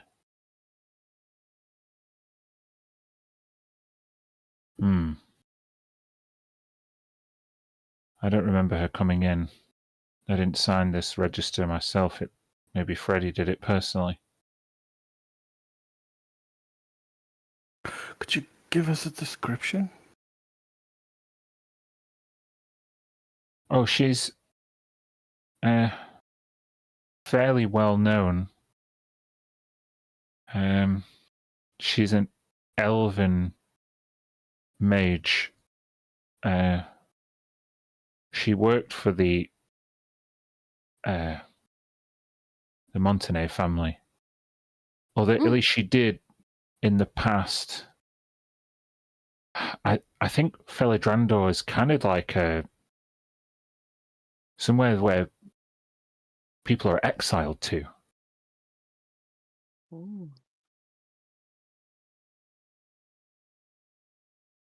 Wait, so this mage is in exile, but she was free to come here, or? It looks like she may have been here. Or at least she was scheduled to be here. Maybe she's like a guard or something, if this is a prison island. Maybe. Well, I don't remember seeing her. I couldn't even tell you what she looked like. Huh. does it have the time of that arrival? Yeah, we don't need to kind of track down times, but it's within the last 10 days, and that's the last time Freddie was here. So, I don't think there's any reason for you to know this, but since we're here already, do you know if our ship, the Starseekers, is still a museum in the port?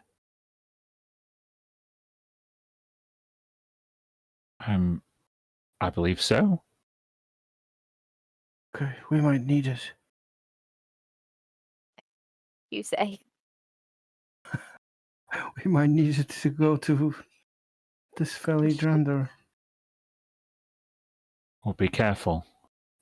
Things haven't been particularly harmonious with the Elven Kingdom, the Kingdom of Menelambe recently. There's lots of anti-Elven sentiment, and well, you know how it usually works with the elves.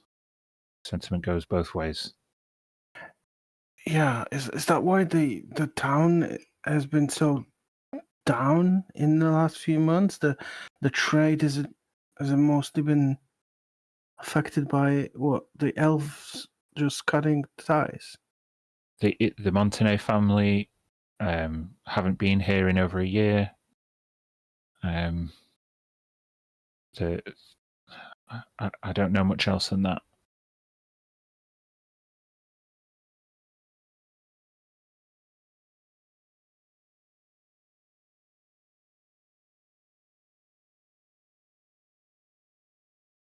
Sorry, I can't be more helpful. No, this is great. Thank you. Is Uh, there anything else that you feel like has happened with your memory, Yander? Is there anything else missing that you've gone, oh, I haven't quite remembered that? I don't think so. I just wonder whether... Go on. Sorry, go on. No. I wonder whether if this person was here and it's unusual that you didn't see them, whether maybe...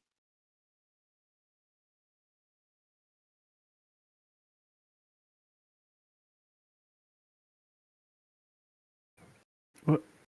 Is she No. frozen? It looks like she's frozen. Everyone kind of froze for 1 second there.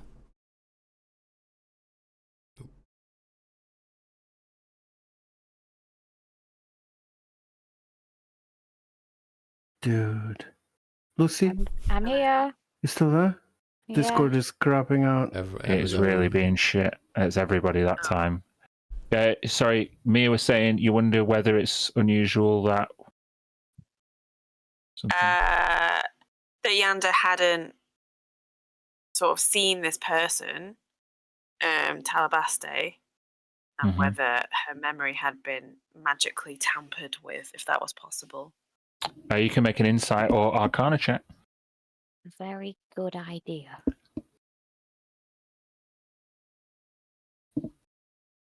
Ooh. 28. Seems unusual. Indeed, a modify memory spell is a possibility, but also it may just be, powerful mage could have been in disguise. Or Who teleported straight to Freddy's quarters for the meeting. There's a circle there, isn't there? There is a circle there. In the tower, I think. It's not in his room, but yeah, it's Mhm. definitely in the tower.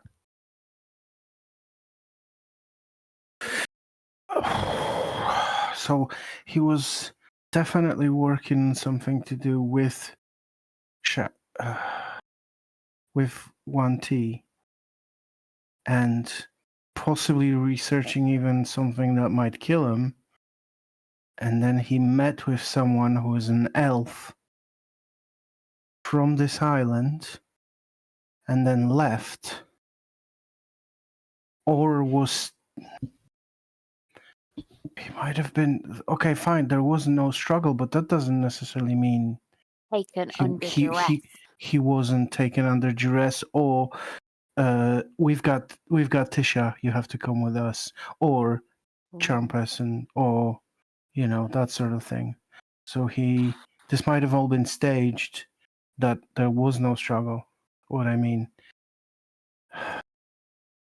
he was working on it, or found something, or learned something from this person, and then maybe went to that island. It's a guess. It's a total guess at this point. And we've got so many things on our plate.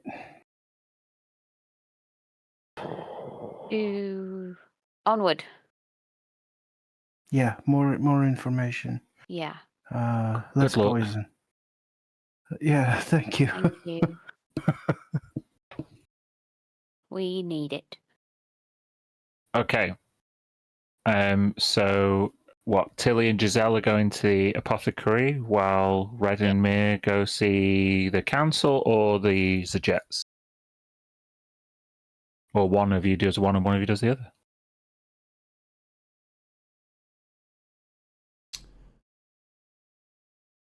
You tell me. Didn't the council have like a a place of meat in the castle? Yeah. Might be the same location you're going to. We can head to the castle.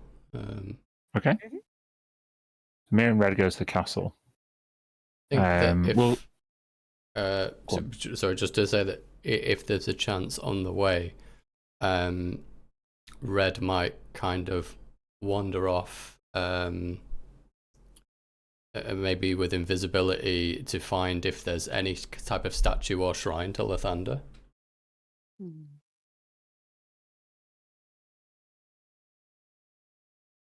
Make an investigation check.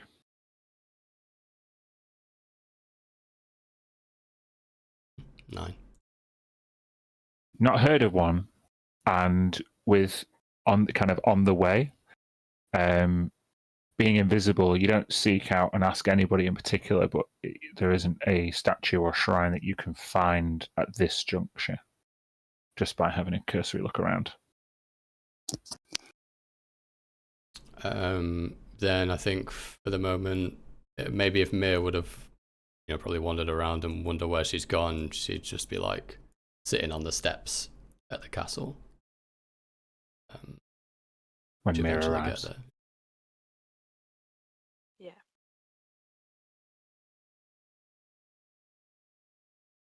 Okay, so will you go in? All right.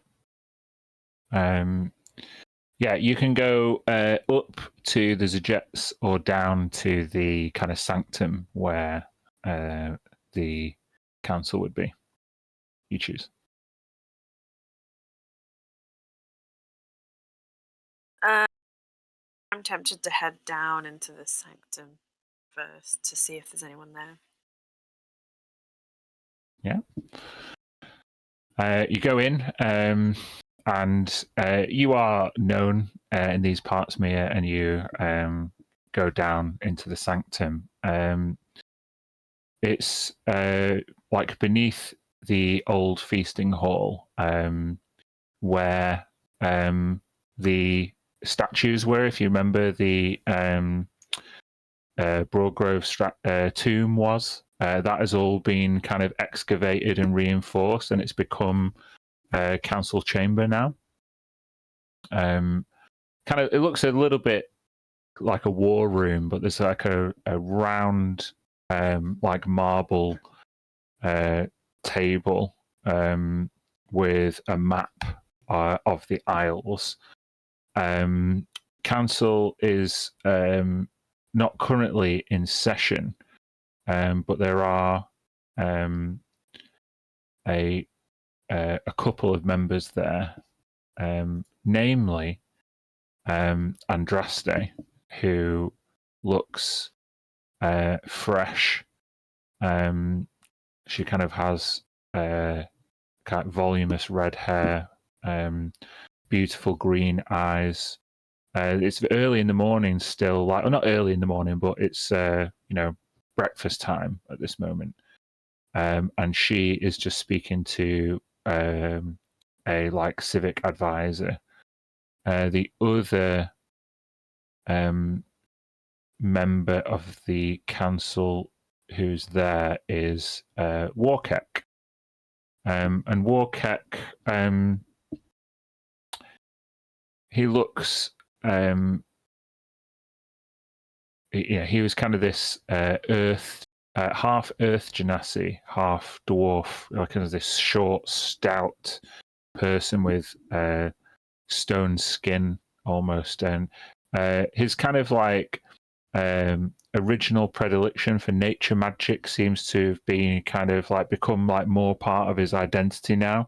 You can see this like big bushy beard that's like almost kind of spreads out into twigs and like a bush, and his he's got kind of pulled back braided hair, but between his braids it's almost like leaves have been sprouting, like his hair is starting to bloom.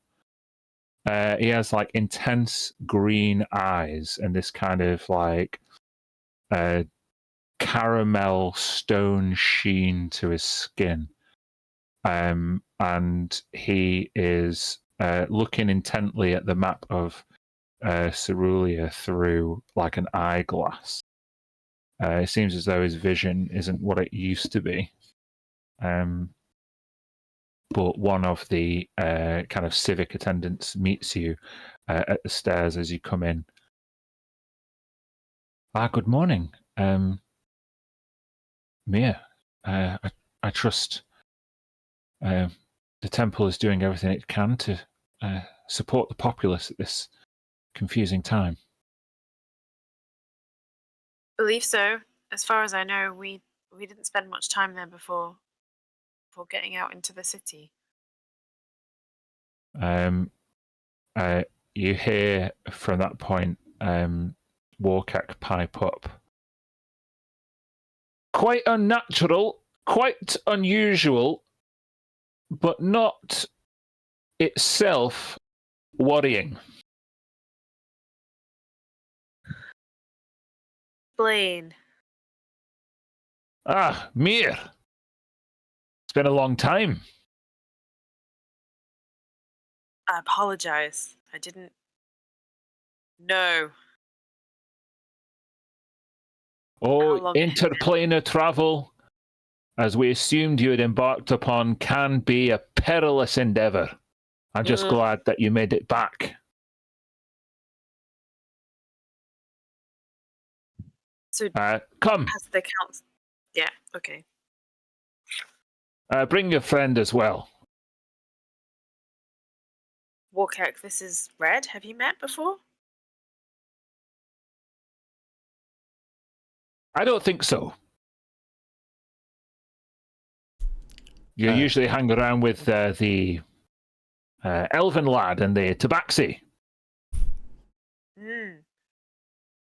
Yes. Got some extra +1s this time. Different people. Andraste and I have been simulating this phenomenon, but we can be quite sure that it is indeed passing, if you'll allow us to demonstrate. Please. Andraste kind of stands up and kind of dispenses with her civic company. She turns around and speaks to you in a very soft, gentle voice. It's good to see both of you again. Redemption. It has been some time since we were last in Crystal Spear together. I'm hopeful that Tilly is okay, not currently in your company, but is intensely grateful that she brought me back to Silvercrest. She's anyway. fine. She's here. She's in the city. She's just on other business. Well, let us demonstrate. And Andraste takes a like a miniature orrery, and grasps the sun as it is depicted in this kind of circular amber ornament, kind of like a paperweight. And she casts a light spell on it. And as she casts light, she lets the ball go, and it floats on top of the map of Cerulea. And at the same time, Warkek grabs from the orrery a small moonstone depicting the moon, and casts darkness on it, and lets it go. And they both direct the sun and the moon to an approximate place above the Cerulean Isles. And you can see them kind of manipulate an eclipse onto the map. Andraste says, roughly 14 hours ago, the light was in this position. I And right now, it's moved this far. And they just kind of pull apart the sun and moon ever so slightly. Silvercrest is still covered, but they seem to be confident that the moon is at least moving away from the sun and that the eclipse will be over. This roughly happens once every, I'm going to say 1400 years. A prolonged eclipse. Nothing to worry about. Strange phenomenon.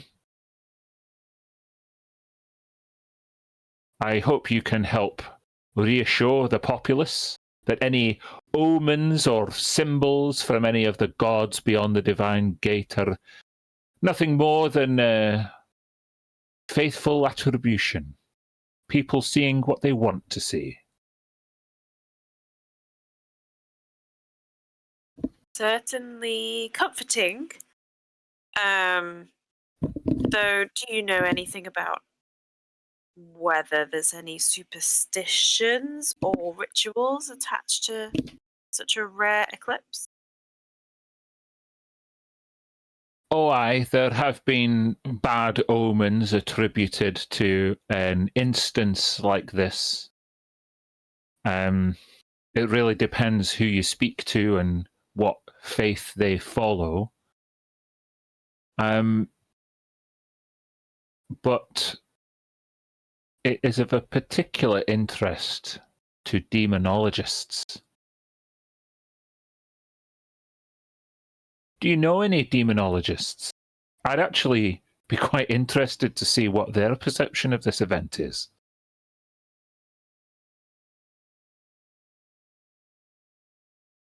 We Joxy. Joxy. Well, I don't know if Red knows Joxy, so that's just me. Yeah, Red joking. Joxy. The last time you saw Joxy, she was in the Chained Library, and you all met her. Oh, of course, that's where we reconvened with her last, wasn't it? Yeah. Mm-hmm.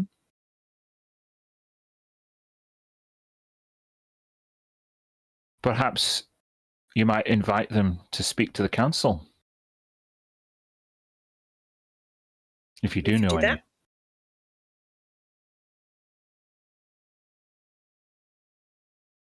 Do you know anything that happened the last time this occurred? 1400.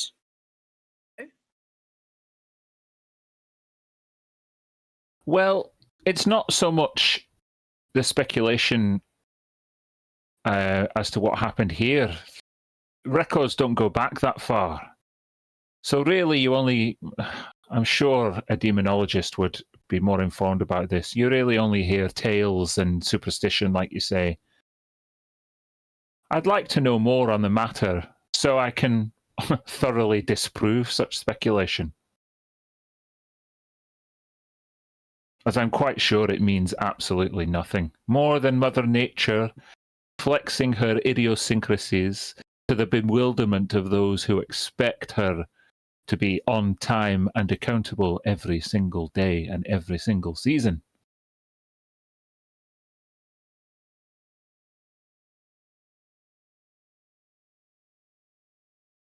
I can certainly ask if our contact will come here. I'd like them to be summoned forthwith. We have a populace to placate here. And he slides over the coordinates for a teleportation circle into this particular sanctum.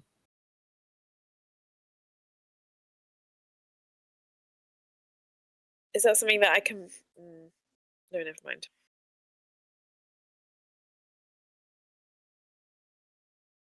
Okay. Andraste looks to you all. I'm sure we have much more that we could catch up about, especially given the similarities of this unusual phenomena to what happened when I departed Crystal Spear. I'm sure there are many tales that we could both tell.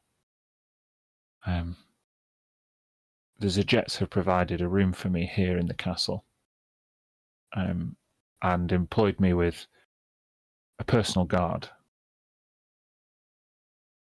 I've not yet set about building a temple to Suna, but I have visited the Temple of Our Lady, Weaver of Stars, from time to time. It is a beautiful building.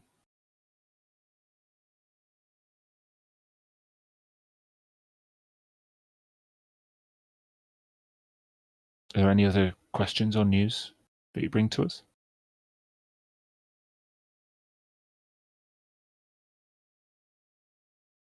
What about Freddy? Yes. Have you seen him recently? What's he like? I've not seen him. He tends to, as far as I'm aware, cloister himself between the stacks in the Spire of Silver Candles. He's very dedicated. I'm glad that he was able to improve some of the buildings. He and his simulacra were authoring a book together, a codex that he called it. He used the book to the benefit of the city.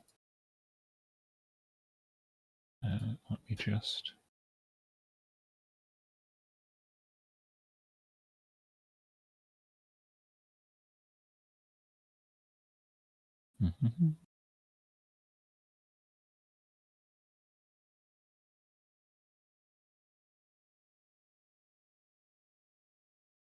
He dubbed it the Codex Terranosis.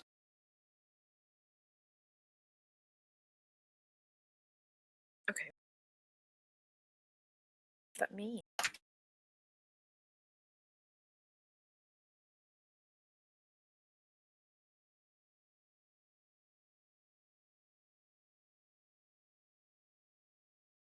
Man, Discord keeps crapping out.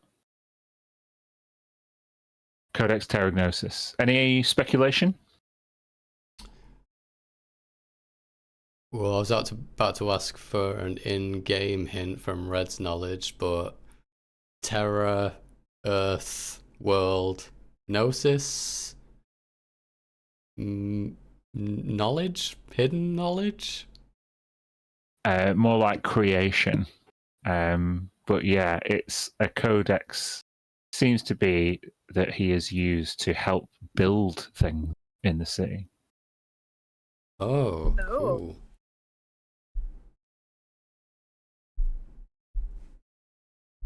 Seems like a strange thing for someone to do whose focus last time we saw him was on the search for knowledge.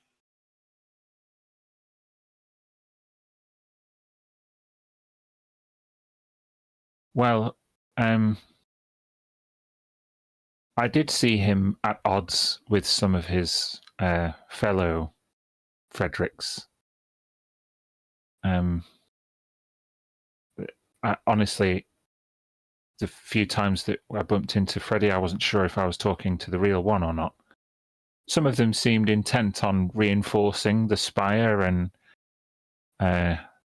well, the walls around the city. Maybe it was to slake a certain amount of paranoia. Obsessed with defending the city and preventing an attack or an invasion of some sort.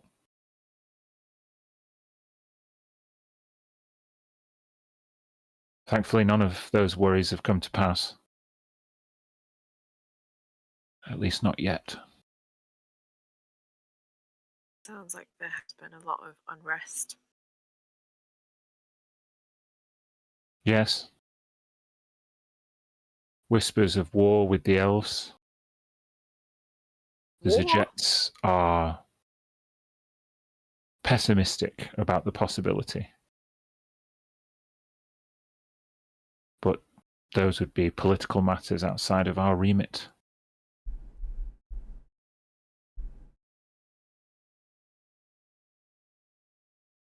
Maybe we should talk to the Zajets. I appreciate you stopping by, Mir. None of us would be here if it weren't for you. I'm just sorry I was gone for so long. Into travel. I thought it may be a 10-day way. I'm sorry you lost so much time. But in your absence, the world hadn't ended. We carry on. We deal with what we must. We'll be here, diligent as ever. We'll focus on spreading the word and reassuring the populace about the temporary nature of this prolonged eclipse.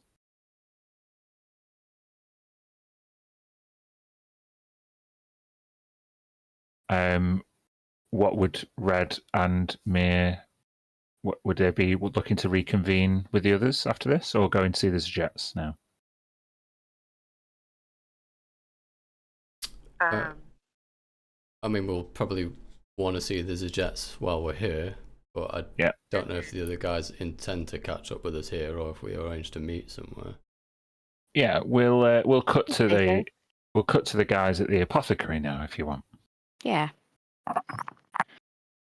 So Tilly, I was on the way. Like you might be able to help with this. I was just thinking about Red and the horrible situation we were in, and I was just thinking, like, can an apothecary or yourself like help with like happy pills, or at least to take off the edge of a rawness to keep mind focused, you know?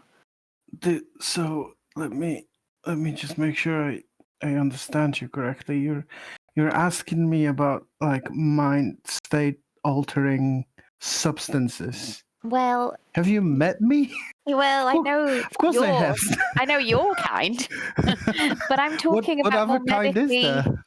Well, not the way of not going doolally, just taking off a little bit of the sadness. Well, I so from my experience, those things don't fix or address the source of the problem. No, just to I think ease. I think It's quite dramatic, The tea I made, I don't think she even touched it. We were so stressed out, and we needed to get out. So, I'll make sure she can. It's an option. Drink more tea and no. Look, I don't know exactly what happened, but from the few descriptions. Do you remember Giovanni, the bard? Yeah. She made him dust. He turned into a vampire. She just he went to attack her. Lucretia made him dust. No, Red did. What? Yes. Like we'd gone out. It was a lot. Everything had been killed, and then they went to it. Yes, and then it was like a big quick reaction.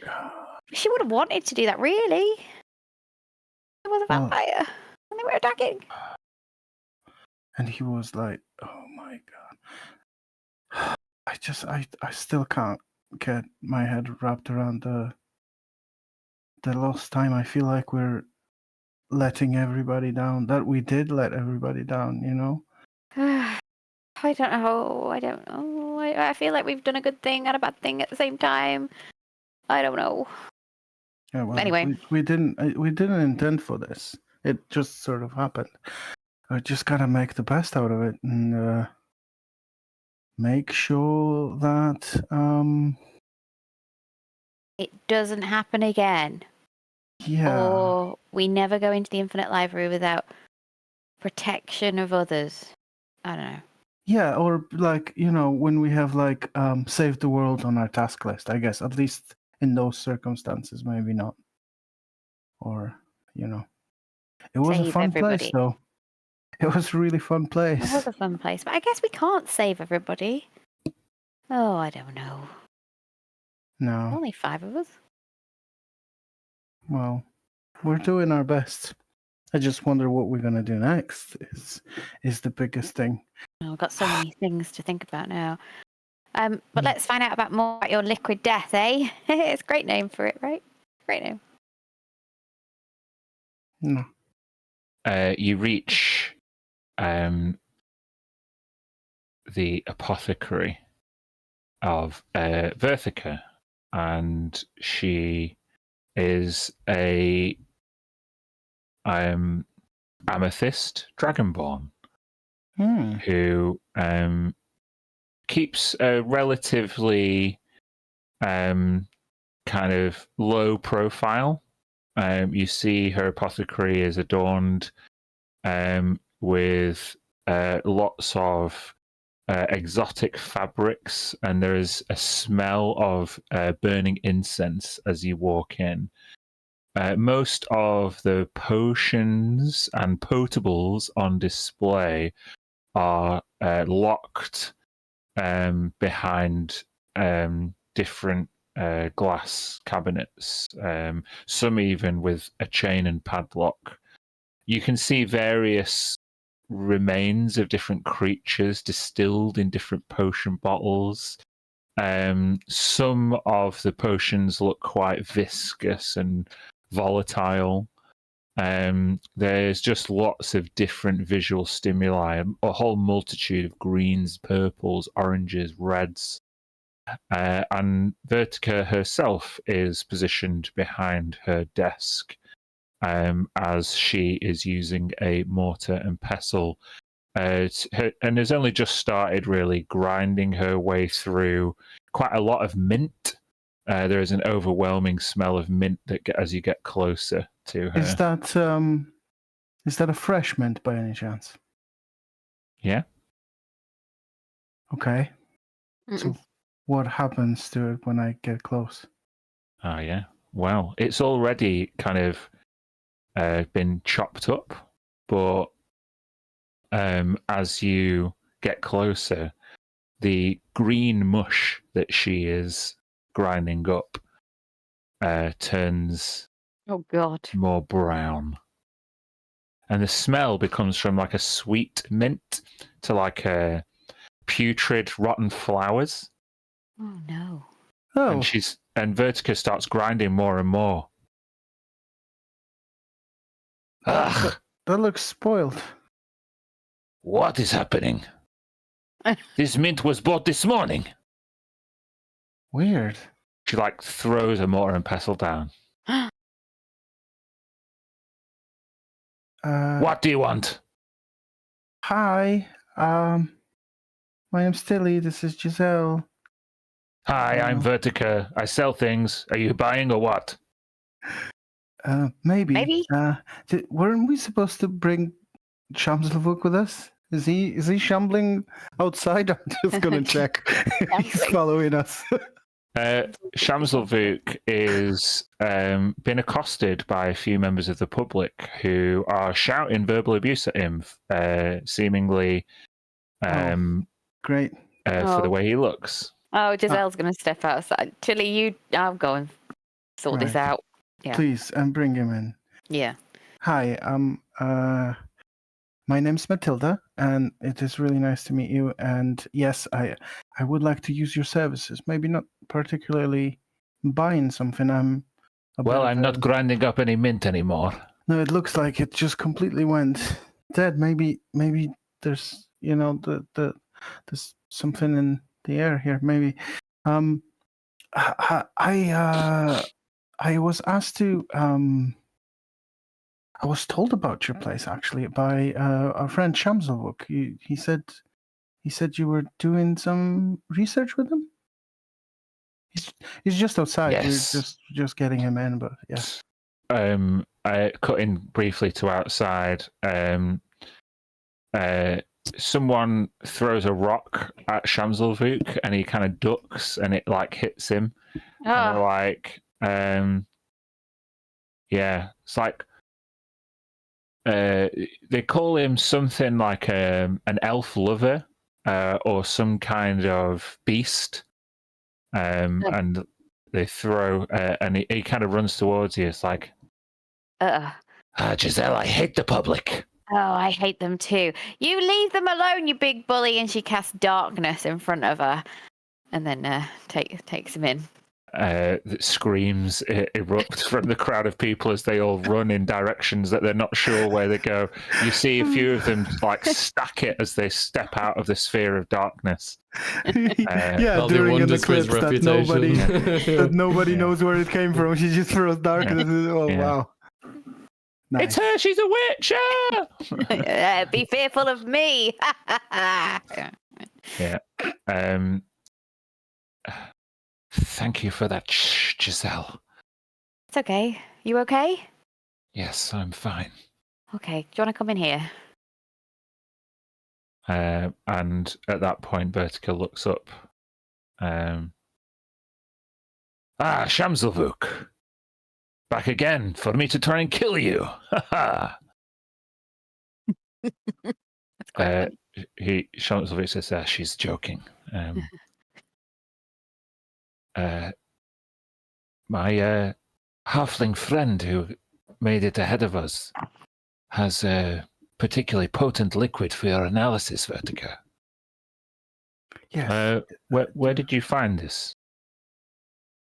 Oh, I think Mr. Rosemantle made it, Made it? or had it made for him. Stole it from a dragon. We don't know, but we did find it in among his possessions, and I am a little bit of an amateur herbalist and alchemist, and I just jumped at the opportunity to find out what it is, and I clumsily spilled a bit on my hand, and I show her the burn.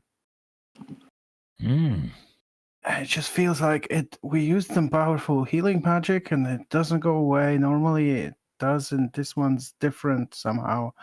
And we feel like Shamselvuk here said he feels strong, repulsive feelings towards this, as if like this could hurt him, even though and no poison really should. Is that making any sense? It would have to be something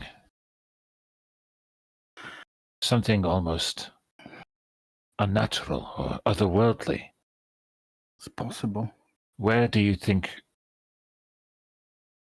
Mr. Rosemantle traveled to acquire something like this, unless if he did not make it himself?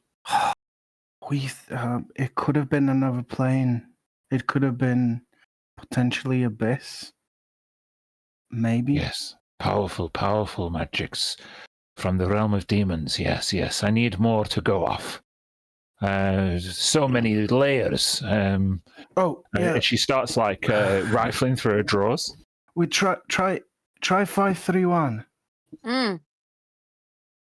531. So many. So chaotic. So many corresponding, conflicting. And she like pulls out a chest and just pulls out all these strange plants. There's a plant that looks like a centipede, and where the legs are on each of this like centipede, like it looks like purple daffodil flowers are sprouting, and when she squeezes it, it hisses and moves. There's all kinds of strange, otherworldly components that she keeps specifically in this box. Okay. Wow. 531.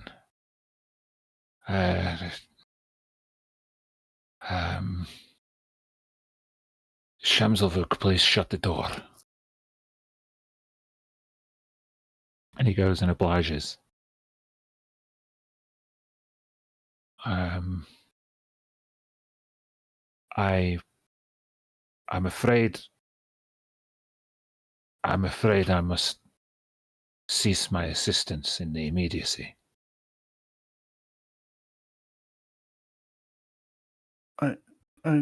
Sorry. What do you mean?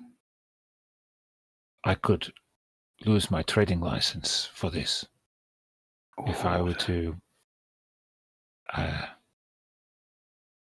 If I were to proceed further, I could get in trouble.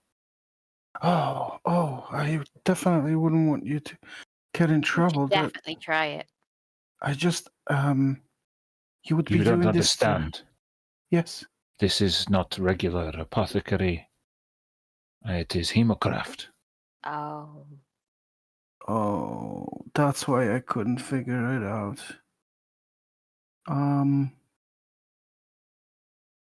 Okay. Let me enlighten you. Shamselvuk has sway with the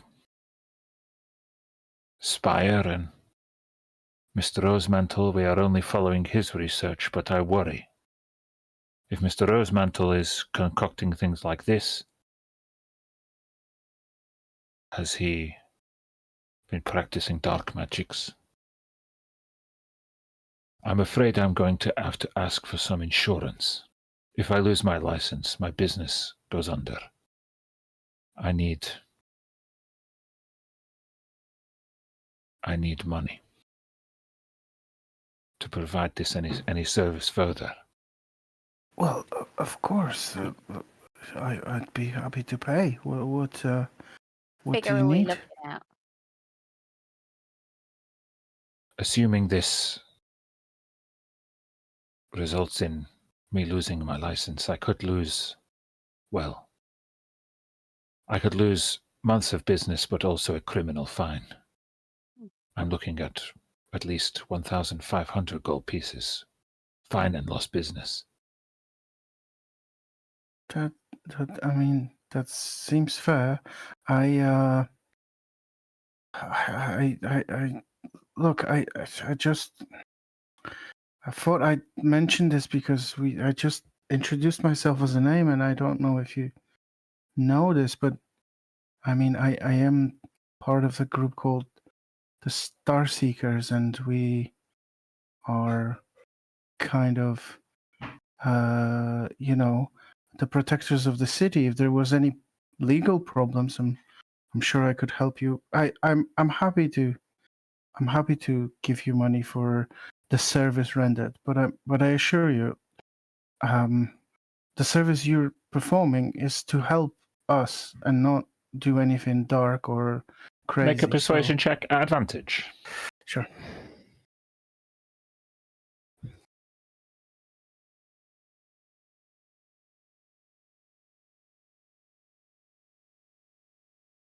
Then the 1,500 will be for services rendered, and I will expect you to fight any prosecution that I might be facing for accusations of hemocraft. Of course. I'll pay. And I will give her the 1,500.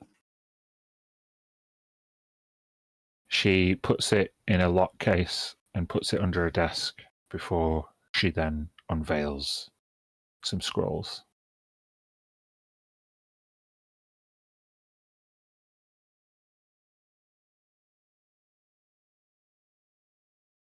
I would like you to produce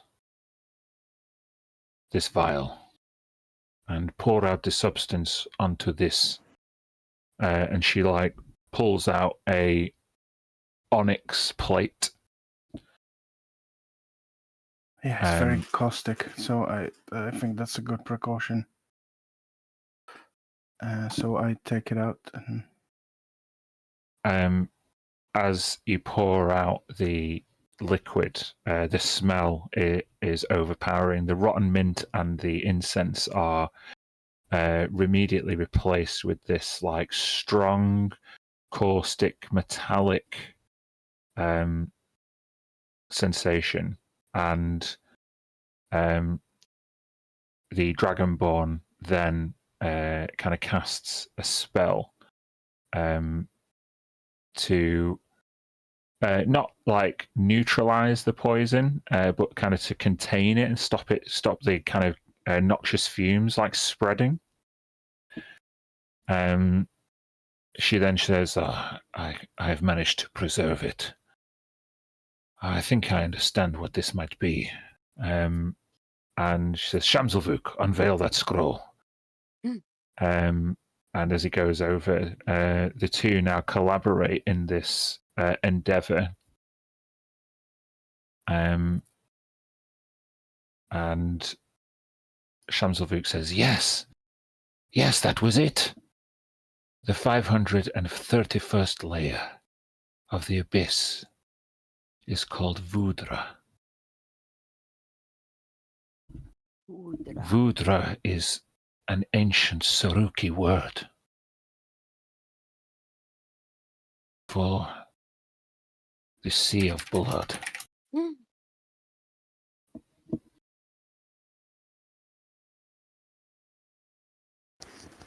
That doesn't sound nice at all. Like a place I would visit, or no? No.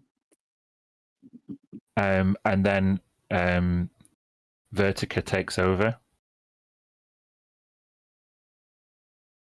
The Sea of Blood is a realm overseen by a type of beast, a demonic demigod of all Mariliths. This demigod's name... anyone?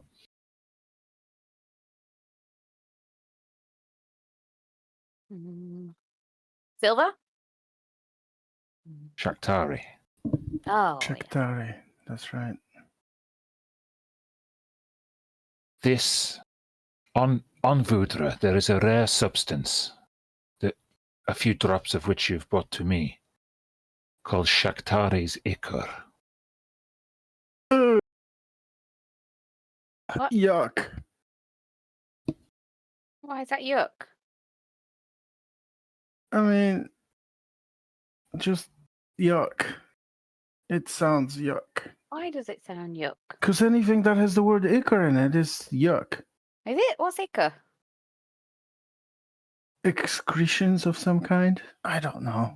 Never heard it. Shaktari's ichor is intensely poisonous on the material plane. However, on Vudra, that 531st layer, it is an antidote. Something which allows you to sustain yourself against the poisonous atmosphere there.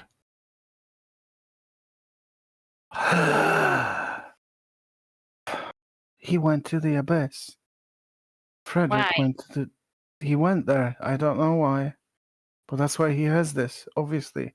And he drank it, and then he left. That's where he went. Why would he leave some? What if it ran out and stuff? Reaching Vudra is not possible without either a tuning fork, a magic item, or a willing creature from that plane.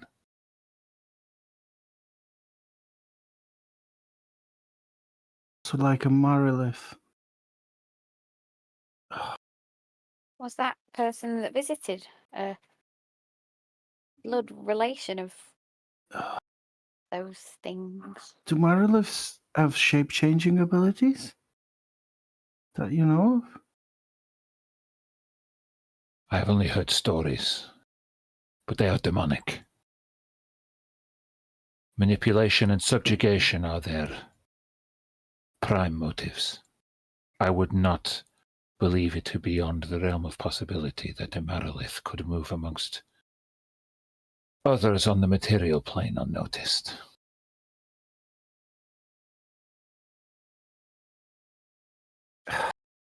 If I'm right, and he did go there, why do you think? What's there that he would need? I cannot speculate further. I know about Shaktari. Shaktari is the Matherlith god of the Blood Sea. But I'm no demonologist. Knowing more about her and her motives would require more of an academic exercise for a more educated brain than mine. Okay. Okay. That's, Be careful with this poison. well, You are right. It would be deadly to Shamselvuk and any other Saruki-kin while here on the material plane. Liquid death. Is the ichor something that could be made, or is it only available from Vudra? Could you make this? There is Could only you- one mage that I know to have direct experience with Vudra. No, And they were here, coincidentally, less than a 10-day ago. not Talabaste, right? The exile from Feledrando. Yeah. One in the same. Okay. So. Okay. So. They brought it to Freddy. Yes, he obtained it from them. Mm. Maybe paid for it. Maybe took it. Probably just bought it, and because he needed it to travel there, and he's had a tuning fork or the creature, so it's like a double service. Mm. And he's went there to do something. But what? What? Do you have any idea what any of this could have to do with Drow at all?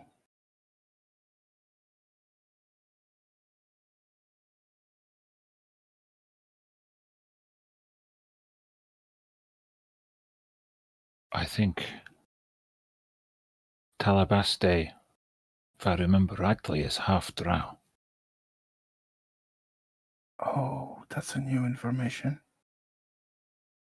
She has the deep purple sheen, but she doesn't have the sensitivity to sunlight that they do.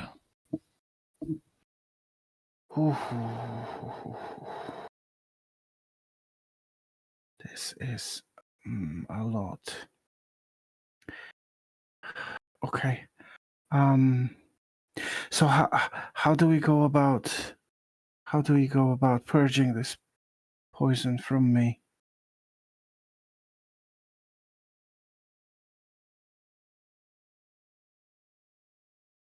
Is it just time? Am I lucky because I'm not like Shamselvuk? Yes. I would get some rest. I would say that such a small exposure should not ail you for more than 24 hours. However, in greater quantities, you have seen how potent this chemical can be. Yes. What the Shamselvuk, do you know any reason at all for why Freddy would want to travel to Vudra?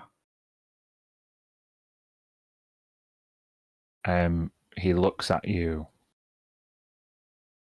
silently. Your passive insight interprets his scaly face to say something as, you know exactly why he would go to the abyss. Only for one person would you ever go to the bottom of That's despair. because that's where she is.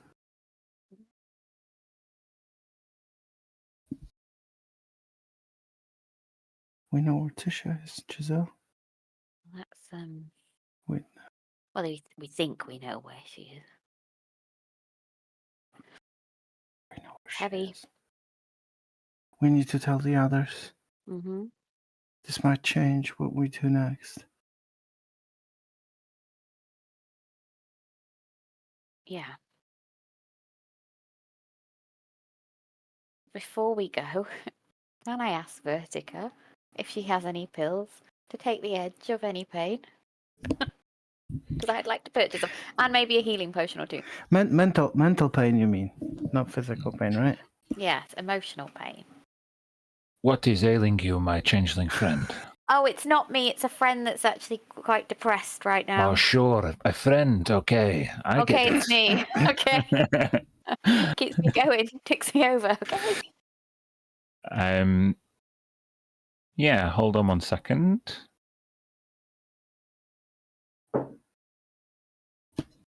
Yeah, I heard about this herb called the Pro Zac.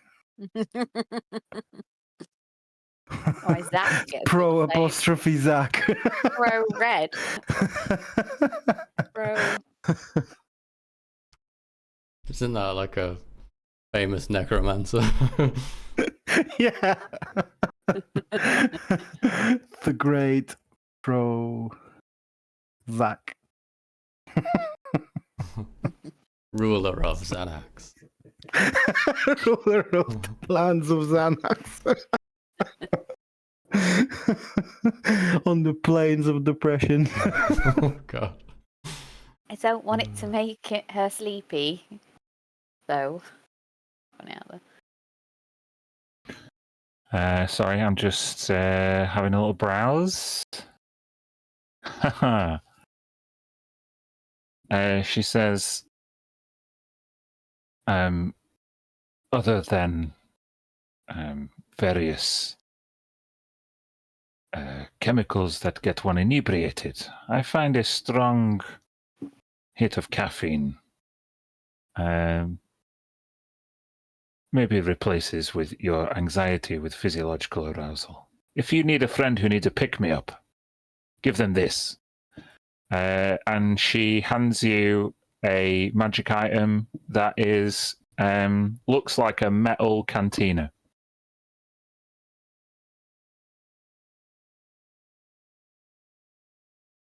You've just given me some alcohol. Is that what this is? No, it's warm. Oh. What do you do? Just drink it once a day? Is that, what's the... No. You can add this to your inventory. This is a bottle of boundless coffee. Okay. This is great. I think Red loves coffee. I think she will love this. That's such a nice gesture to the How much is that? and take into assuming account that the you fact that I gave Yeah. you 1,500 gold just now. assuming that you won't go and advertise my predilection for hemocraft, you can keep it. Okay. All right. Well, I really appreciate it, and so will my friend, I think. The healing potions are not so free, though, so you Okay. can pay for those. Okay. What have you got? You can have any number of healing potions up to roll me a d10.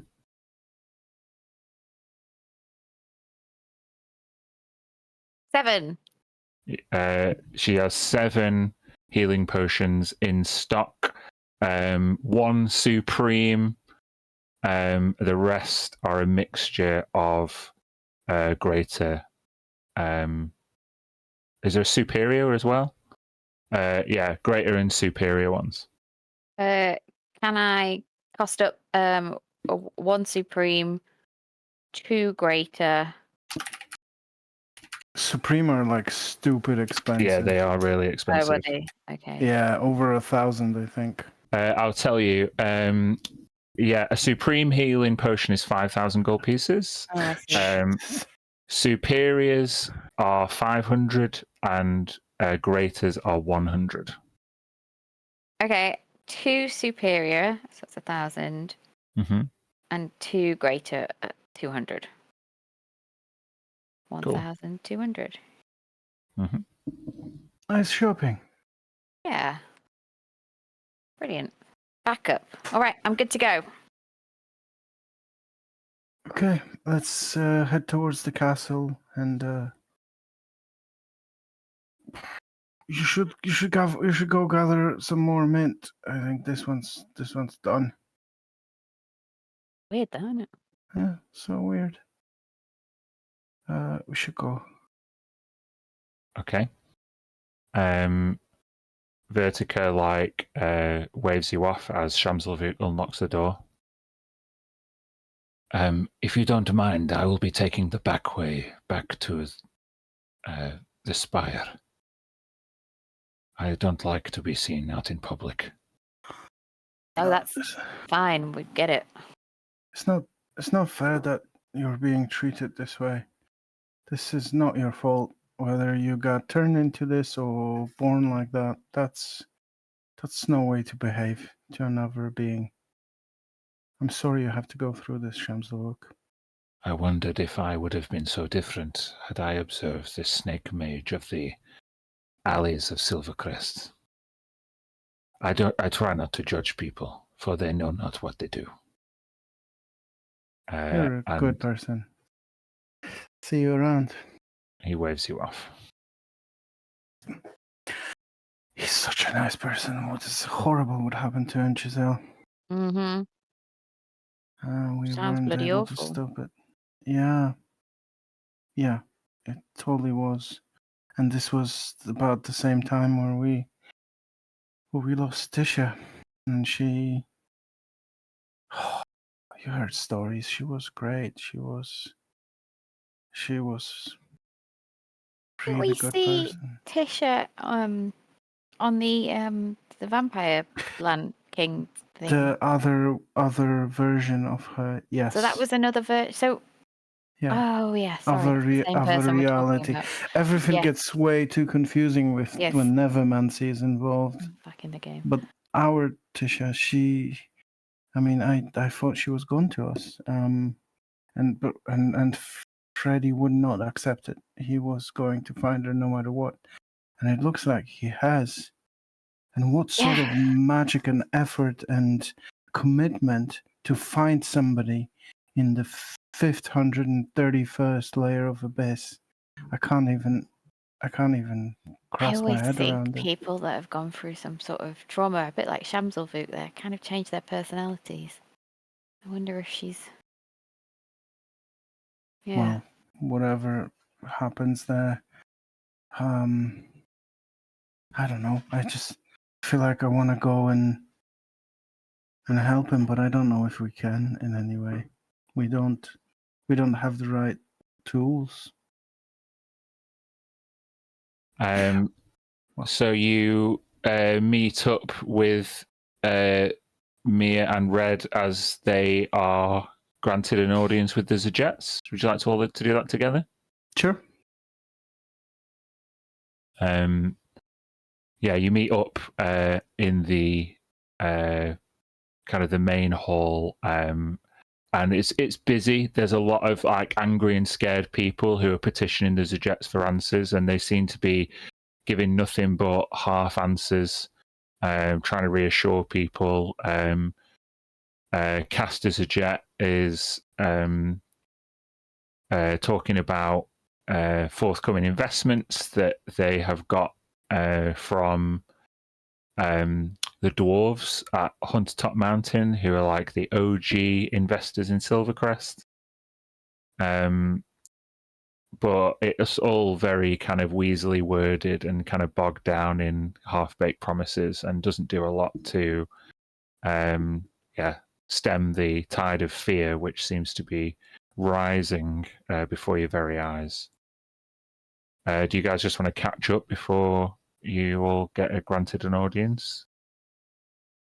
Yeah. Yeah, sure. I'd relay the information we found that points to the fact that Freddy must have obtained this substance possibly from Talabaster, who happens to be half drow as well, and possibly somehow linked to the Marilith, or maybe she was able to procure this substance for him, which he probably used to travel to Abyss. And my gut is the only reason he would do this or go there is because that he found out Tisha's there. Do we know yet if we can trust this Talabaste person? Yes, don't they've helped Freddy, but what if it's all Set up. Yeah, a trap? I don't think we have any answer either way. On that front, possibly they just made a business arrangement, and that was it.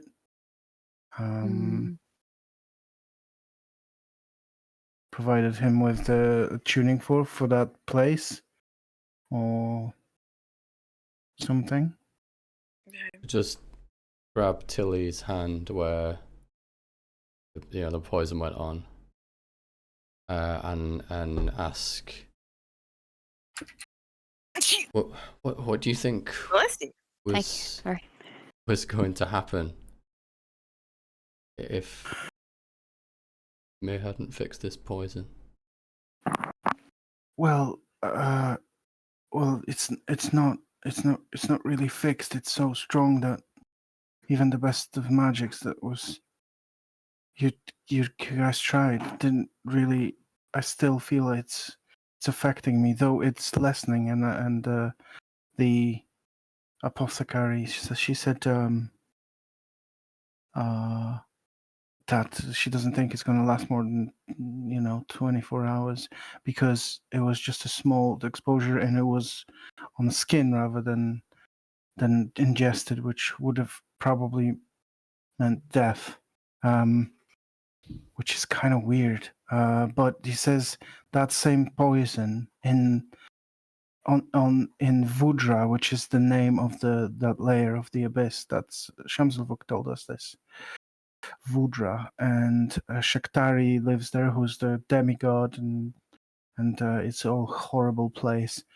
In there, it doesn't kill you. It makes you immune to the atmosphere and lets you, spend some time there. So, what if I drank this here, that would kill you, and I think it would have had even more drastic effect at even lower quantities on the 1T kind, is what she said. She seemed like she knows really well what she's doing.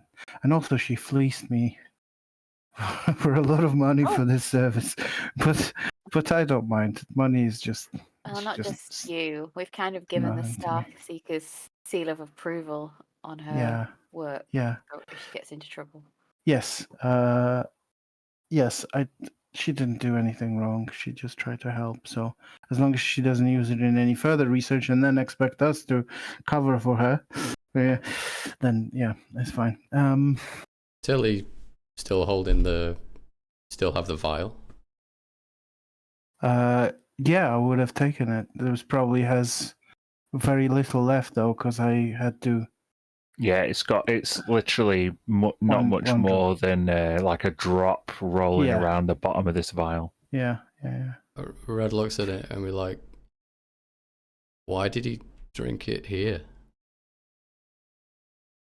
Maybe he didn't. Maybe he, or maybe he did, and then immediately moved because he already needed to be under the effects of it, as to not die immediately on the other side, or he poured it in another container, or it could be any of these options. You thinking, Red? Or even something completely else. Well, what are you thinking?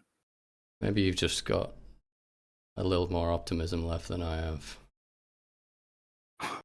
Oh, Red, on that note... Giselle, yeah.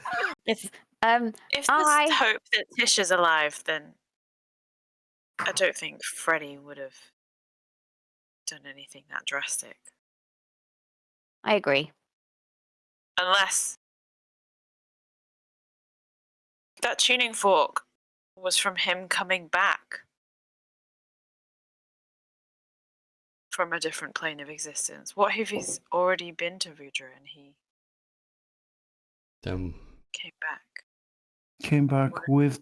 So he went there to get this, and then done. And Maybe he not, went there to look for her, and I don't know. I mean, And it if was she- 10 days ago. If she right? wasn't there, or if she was something horrible, then maybe he could have come back and. Oh, Okay. That's just many questions. So many Giselle, questions. You Yes. were, yeah. Red, I have a present for you. It's this. And it's a drink of coffee whenever you need it to help in tough times. oh, I hate coffee. Thank you. Oh no! I'll just keep it. It's no. apparently So a mean. really, it's Oh, apparently no. a really Appreciate the good blend. gesture. It's apparently You a really really hate good blend. it. It's disgusting. Oh, okay. what about with sugar? Lots of milk. You never tried it with sugar and milk, did you? That's No, why he's you not think it's not disgusting. interested. Okay, well, I'll keep this here if you change your mind. The gesture is beautiful. Well, you know, whenever you're feeling blue. I told you, Giselle, we should have just started with drugs. I That's don't what even we should drink have coffee. started with. I feel like I'm taking some So now. in the evening, before we go to rest, I've got a pipe with your name on it, Red. If you want it. I mean, choices. I mean, it's just options, okay? Good.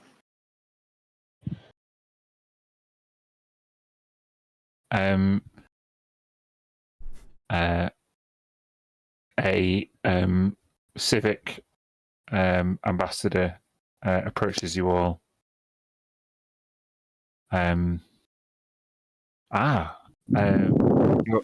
Your appearance is timely, Starseekers. Madame Corazel Sajet will be pleased to receive you. Please step forward. And as you do, you see Corazel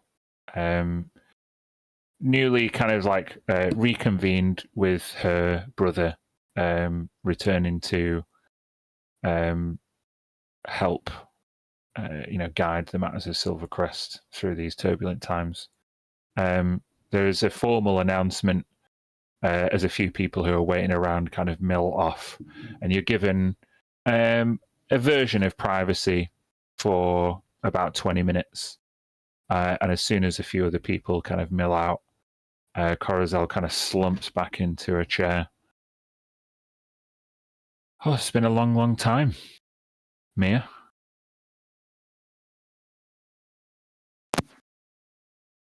How are things? Oh, I don't know. The sun ain't shining. The coffers are dry. There's more anti-elven sentiment than I know how to deal with. People are talking about rumblings of war, and at that point, Castor pipes up. Oh, it's all premature. It's just speculation. We'll get new investment. We'll make it work. If we can defend ourselves from an infernal incursion, we can do anything. What Now can then. we do to help? Oh, well, I don't know. Get the elves to sign a diplomatic trade deal, reopen trade negotiations, garner, tens of thousands of gold pieces worth of investment. I really don't know why the Montanets are not responding to our requests anymore, but there's a lot of vicious rumors that really, well, if all goes quiet, then you have to prepare for a preemptive strike, right? We we could be going to war.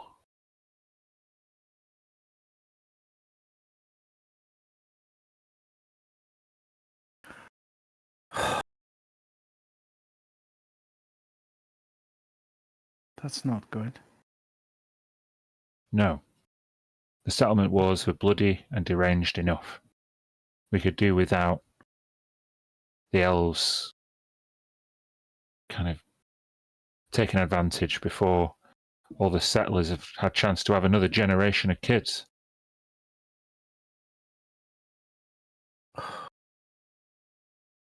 What of this? What of the city itself? What of the?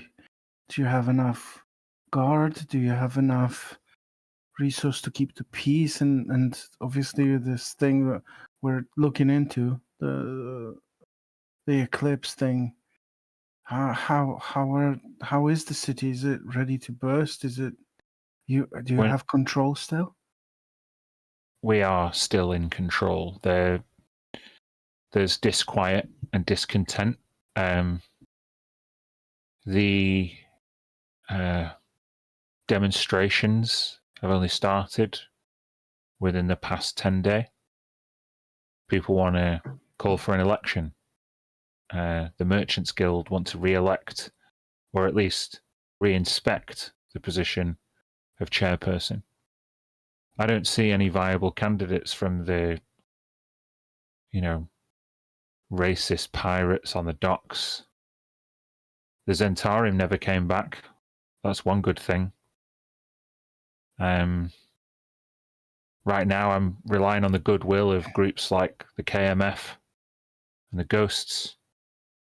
I'm hiring more mercenaries, rangers from the forest. A couple of dwarfs have wandered down from the Hunter Top Mountains. We're taking all help we can get.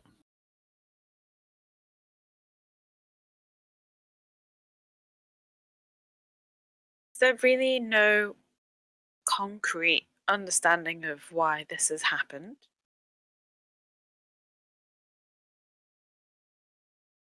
What we do know is that our last shipment due from Last Hollow was sunk in Crystal Bay. The ship went down with a whole season's worth of supplies. I tried to. Intentionally. Elves did it? We don't know. The official line from Menelambir is that it was orc pirate activity, but we haven't seen any of that in the past few months personally. And we know that elven warships have been patrolling Crystal Bay, heavily armed, enforcing a blockade across to the Narrows. So any ship that kind of wants to get all the way to Last Hollow from here would have to take the long way round.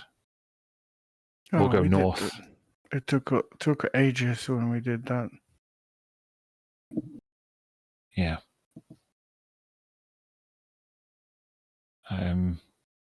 So a ship was sunk In Crystal Bay. then And we've lost communication with Jacob Lecheria.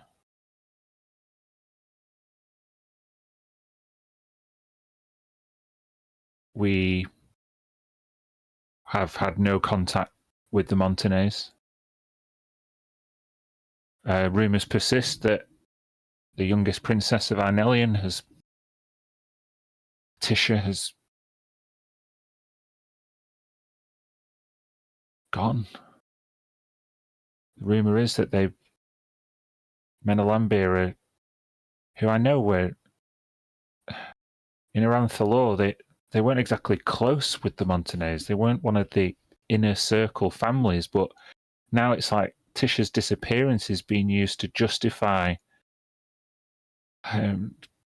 the eradication of existing trade deals, the reneging on promises, the relaxing of any sort of cooperative sentiment. It's all coordinated.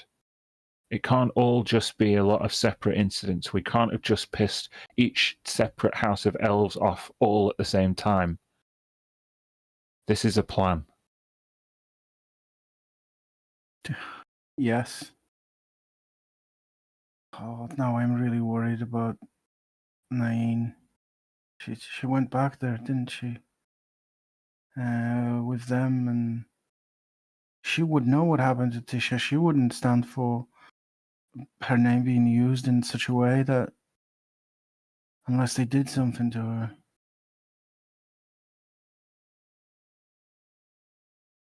I wish I knew.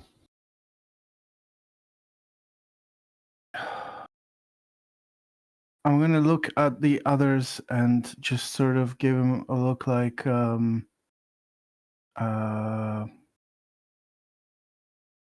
like how much do we want to tell them about everything? Is this the time to just blurt it out, or we leave it for later? Like,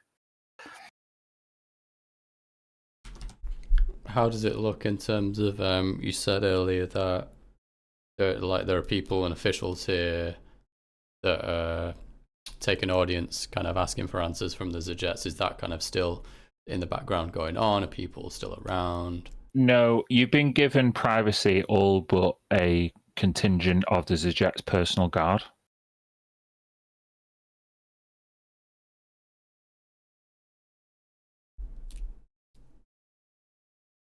It seems as though you may know more than we do.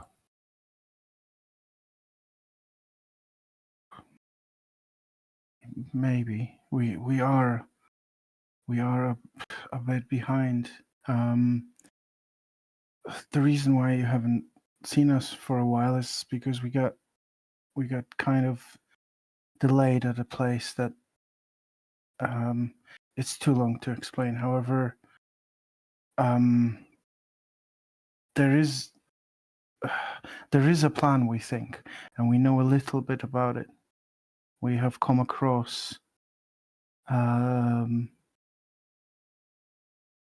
confirmed information that the elven aristocracy at the Melanambir and probably other places been infiltrated and are being controlled by forces who have very bad plans for not only the Isles, but really the world.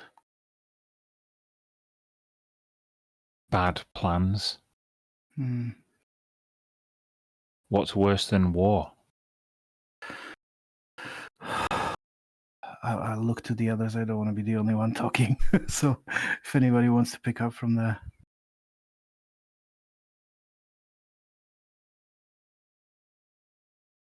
Or not. Red's still Yes. half catatonic, so yeah. The infiltrators, they're a race called 1T, or as they were known in ancient times. I'm trying to remember. Saruk. Saruk. They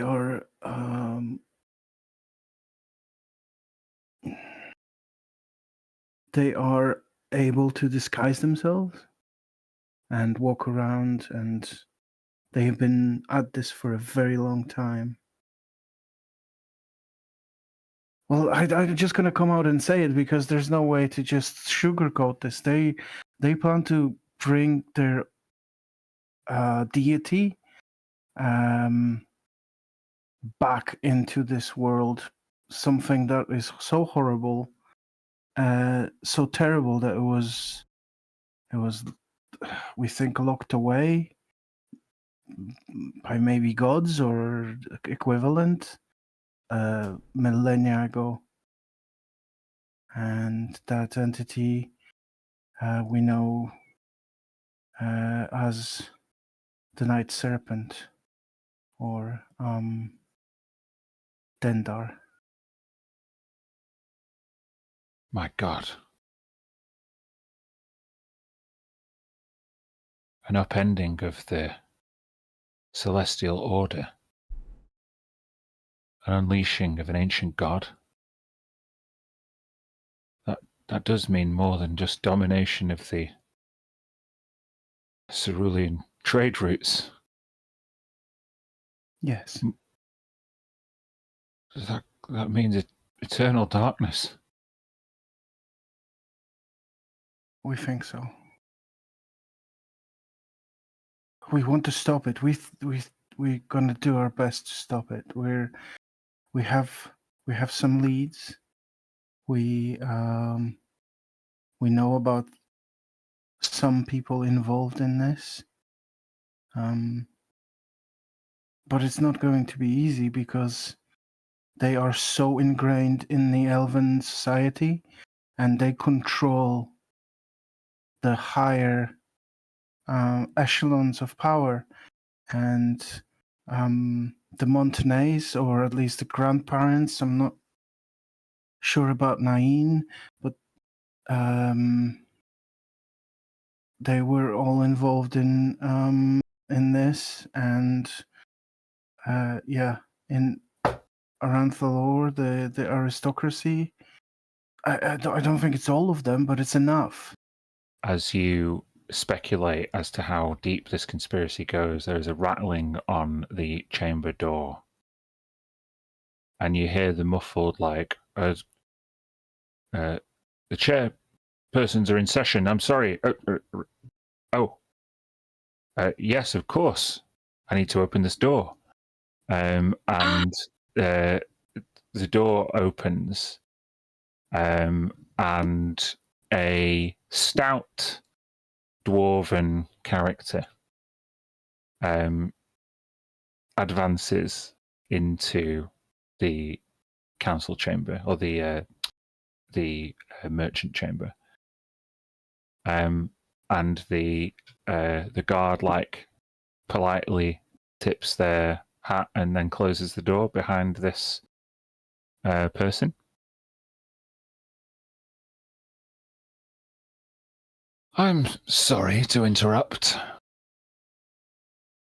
but it seems as though matters really are more urgent than any of us had realized.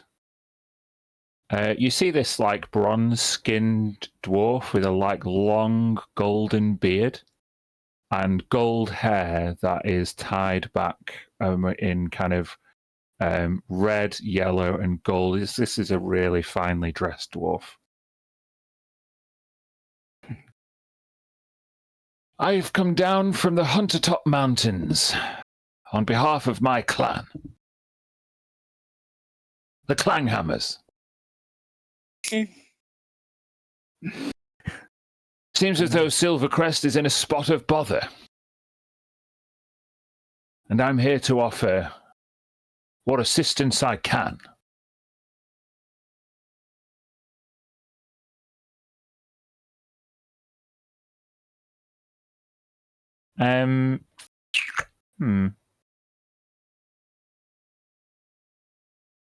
You can make an insight check or anything if you want. Yeah. Yeah. I was gonna suggest that. Who is this dude that was listening? Oh my god, 2 crits! Can you believe that? Okay, fuck me then, I guess. I refuse to roll after that. I'm not. Yeah, who needs to roll after 2 crit insight checks? This guy is really confident, and you've never seen a dwarf with such a complexion and a lack of a traditional dwarvish accent. They're so well dressed. Did they also? With an insight check. Oh, go on. Was there also some sort of magical manipulation on the outside of the door? There absolutely was. You are quite certain with that crit insight check, both of you, this is not a dwarf. Yeah. I am going to look toward him and say, you know what? I'm just so sick of being lied to all the time. I'm going to cast Dispel Magic on 5th level. on Yeah. this person.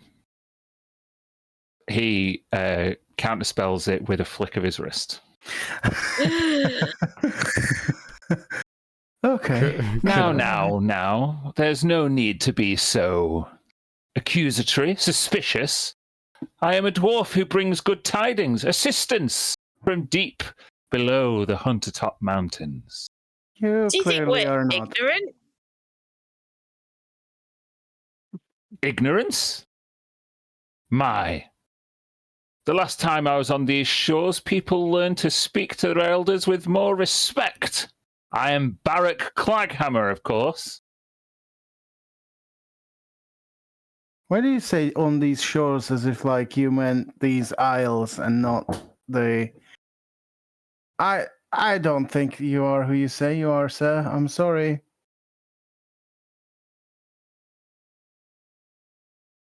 Make a persuasion check at advantage.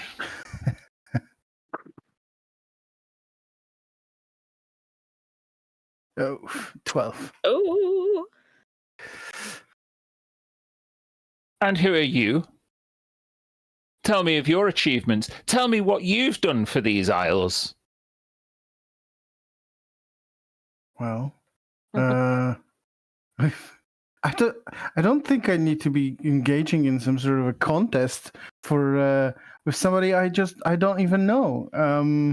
My name's Matilda, just so I'm polite. But you're coming here. Clearly, you've manipulated the guard outside, and you are wearing some sort of magical disguise of some sort that you stopped me from revealing. I am a member of Starseekers. We are Starseekers, and we are the defenders of Silvercrest and everything that is good in this world. So that, yes. And we don't like liars. We don't like liars. Actually, I just wanted to say that I should have made all those checks with disadvantage because I'm poisoned, but I forgot. It's fine. The speech was better than any check. Defenders of all that is good.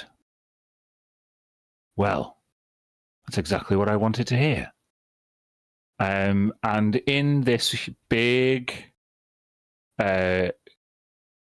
council chamber, this big merchant's chamber, the main room in the castle, the one who identified himself as Barak Claghammer begins to change. Cool. And before you, the resplendent image of Barak Claghammer is transformed from a diminutive dwarf with a sunny disposition and expands in a pale magical light, larger and larger still. Until moments later, you are all overawed with a sense of peace and well-being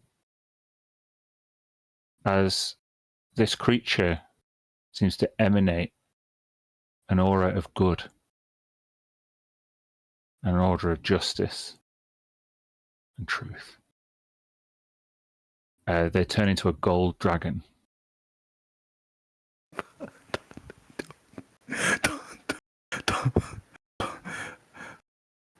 Hello? I am Aurinax. Always with the Oh. No. No. You heard the name? Yes, I haven't. All right, but in a different situation. I have been asleep for many centuries.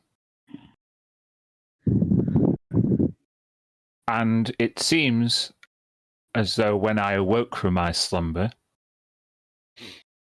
that the Isles more developed now than they were in my time, are fraught with tension, on the cusp of war. And there are rumors of a Cerulea conspiracy. Huh. Snakefolk. Do they not know which beings created this earth at the beginning? 'Twas us. Augmentis Draconia. Dragonkind.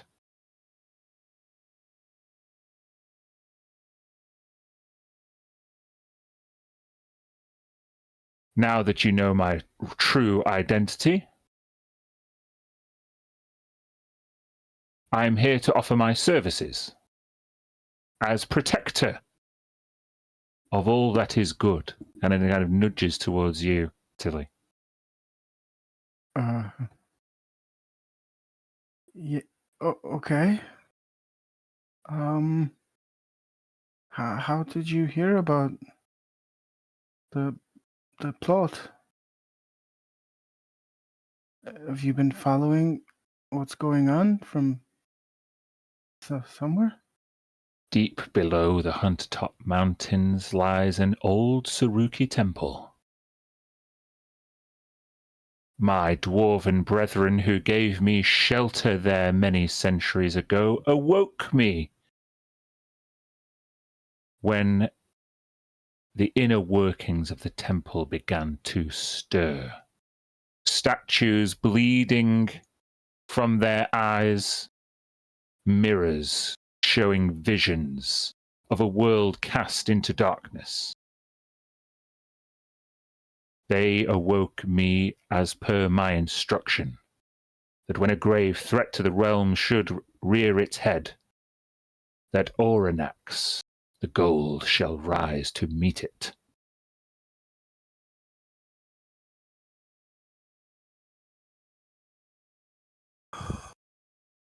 Well, that's great, right? Right? Look at him. He's magnificent. He's gonna help us. That's great. We need allies. So, yes.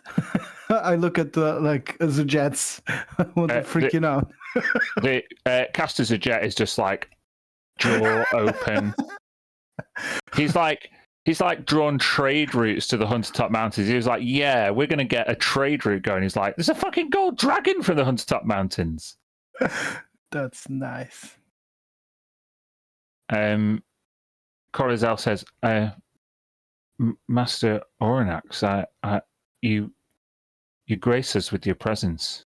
The city really could use your reassurance. I'm sure the sight of a golden dragon would do much to restore people's faith in their own safety and Silvercrest's ability to protect them. Reassuring the populace is one thing I can do,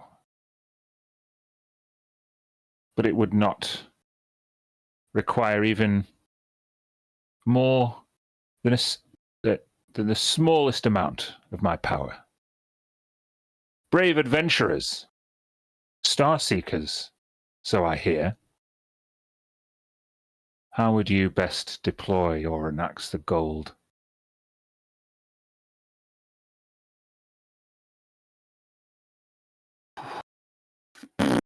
Okay, this is good. I think we probably have a lot of questions at first. I think... Does he seem like he's being sincere now? Oh yeah, this guy radiates goodness. Inside the gold dragon. It's a gold dragon. They're the goodest dragons other than platinum dragons, and there's only one of those, and they're a god. The goodest. Okay. You could make it more clear. You immediately all feel more at ease just in his presence. Uh-huh. Oh. I'm kind of disappointed that he's not called Orin Klaxis. Because you seem to like to add that one to all the dragons. That's fine. I respond with just a little fuck you. That's fine. What can you do? Dragon. Well, I know, but I do can fight for fight. for truth and justice and to protect the innocent. Well, there are a few bad dragons out there. Do you fight your own?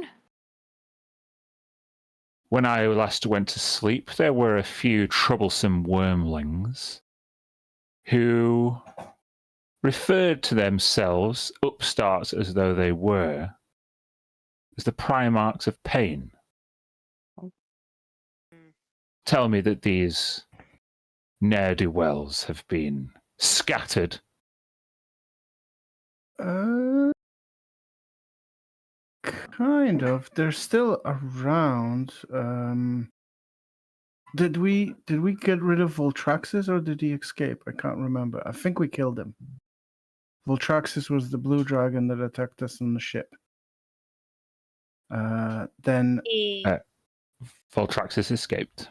yes. Yeah. The black one is undead now under the control of Lone Spell. And the white one is definitely dead. He was killed by Lecheria's father. Purple? And he wasn't a part of the Primarchs, but I am going to mention him in a second. Yeah, that's a good call. The fourth one is obviously the green dragon, who we fought in very close from here. Mm-hmm. In the Skyport. Kalidaxun. And he escaped also. Yes. Mm-hmm. Yeah. So we're not doing brilliantly. Two out of two are yeah. So like I a mean, blue one and a green one remain. Yeah, because the white one's definitely Voltraxis dead. and Kalidaxun. Yeah. We chromatic chromatic beings predilected towards evil may be persuaded to band together in times of when facing sheer extinction. Common enemy and all that, yeah. I will see to those Primarchs. See if they can be convinced to join our cause. That's That great. would certainly help. The undead one is a separate problem, though. We might have a chance to. He might be on our side, depending on whether or not we'll trust Mir's archenemy. There's a purple one, though. He kind of destroyed my life and is, I think, aligned with the people who want to bring the doom on Earth, and his name is Silveranth. Silveranth. Is that his human name? Does he have that's his elf dragon name? Does he have a dragon name? He does have a dragon name. I've just not got my book to hand. Hold on 1 second. What Freddie was referring to with all the silvers. Was he the other Klaxis? Or maybe not. I can't remember.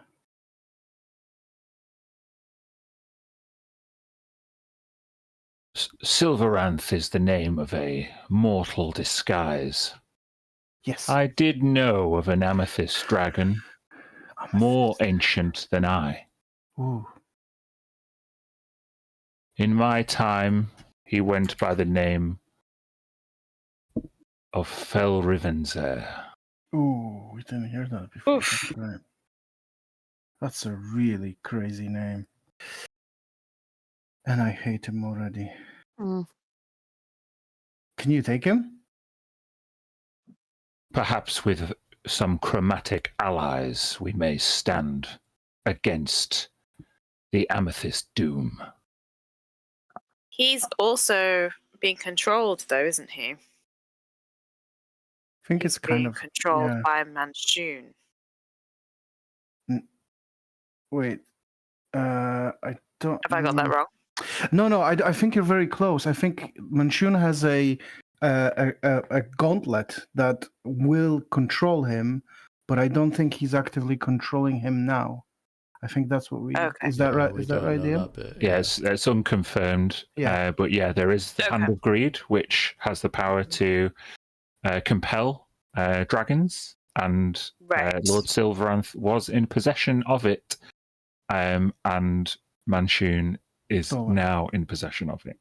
Yeah. Mhm. Is that That's that what you what know. gives him like the cloning ability as well, or that was something else? Like, You don't know. Red might know more about this. Well, I think what we really would love is you being basically ancient, and I'm not using this pejoratively. I'm just the opposite, actually. Some information about how they're. What do you know about Dendar? How did he? What was it? What's his story? How are they trying to bring him back? What is this temple in the mountains to do with it? Should we go there? Should we see it? Is there a point? Saruki traditions, cults, and lore are not my specialty. I suggest if you have a learned demonologist, you consult with them. However, in a time long after the Dragon Empire ruled this earth, but a long time before the elves, the Saruki did have dominion over the material plane.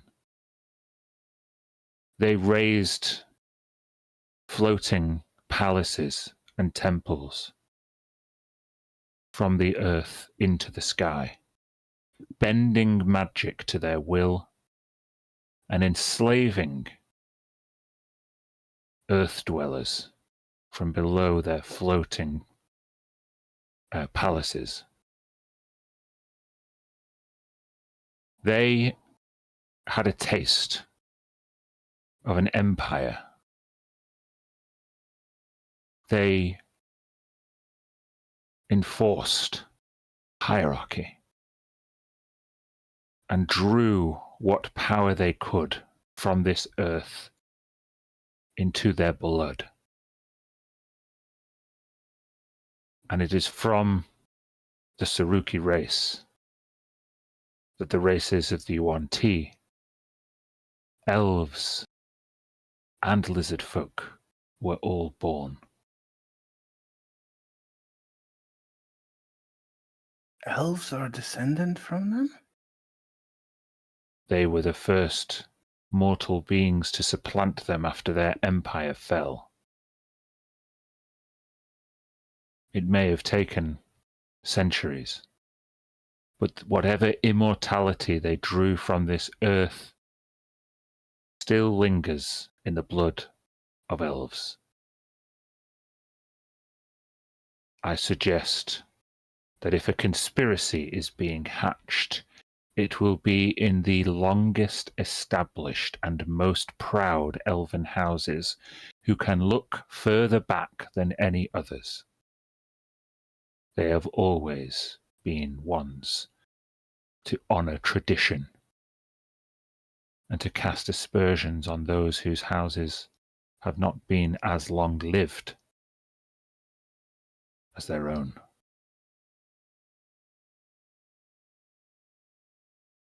Pious and arrogant,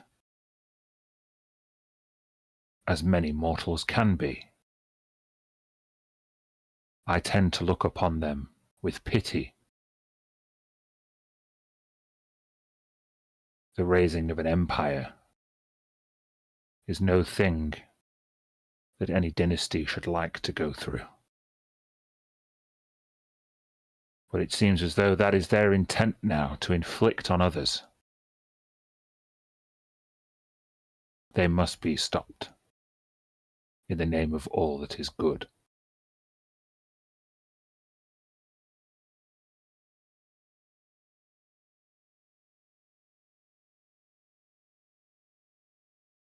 Any I more will questions? Sorry. requisition assistance from my dragon cousins. If they will not be turned, then they will be defeated, so as to not pose any additional threat.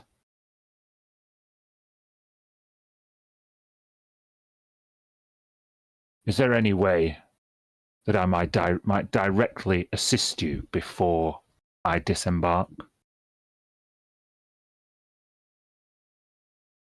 Hmm.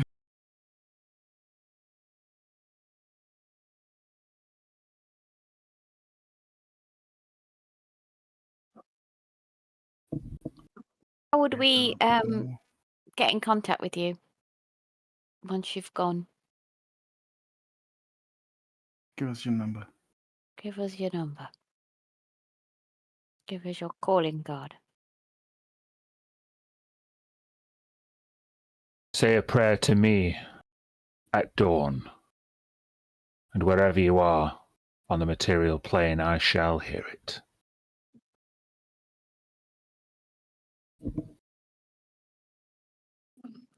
Okay.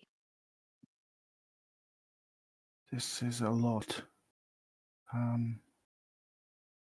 I guess, I mean, we didn't know about you, and, you know, great to meet you and all. Do you, like, if we are going to war, I feel like we need more people, things, creatures like you to be on our side for all that is good. In the past, do you know of anybody else that would support this kind of rally? That's a good question. What made the old empire of Saruk fall down? Why did it end?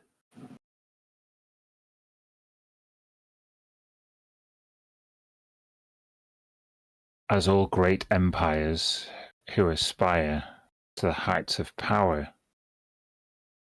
do, eventually jealousy and infighting spelt their doom. I would wager that there are elven factions who may yet cling to power and influence in secret, who do not agree with this Saruki conspiracy. Plan. If you have such elven allies, they may prove more valuable than ever.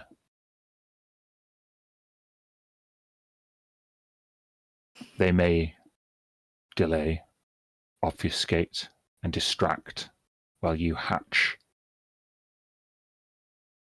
plan.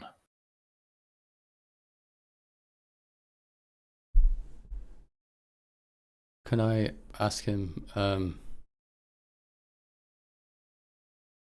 if your kind witnessed the beginning of life in the world and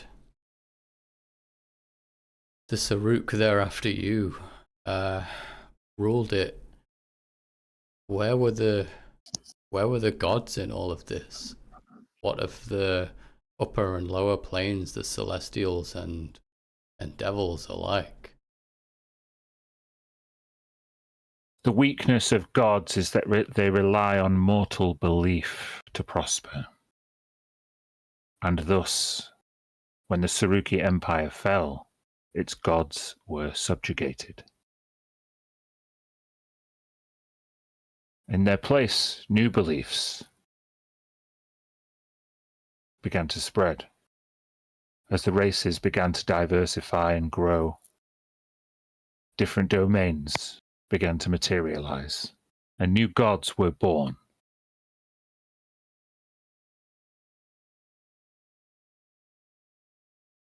It has never been in the metallic purview for a dragon to interfere with the beliefs and prosperities of mortals. And besides, when the oldest of us sleep, we wake again to see the faces and hear the voices of newer, fresher gods, while lamenting the influence of old ones long forgotten. We dragons are eternal. That's the sickest shit I've ever heard.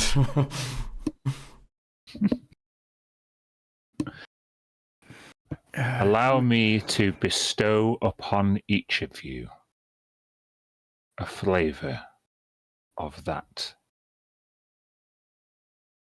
immortality.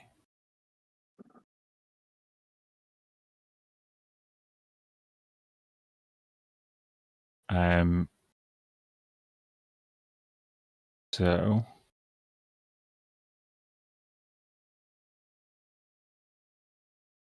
bear with me.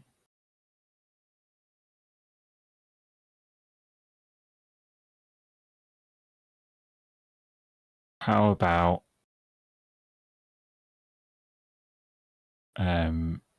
each of you? Well, would anyone like to step forward and receive this taste?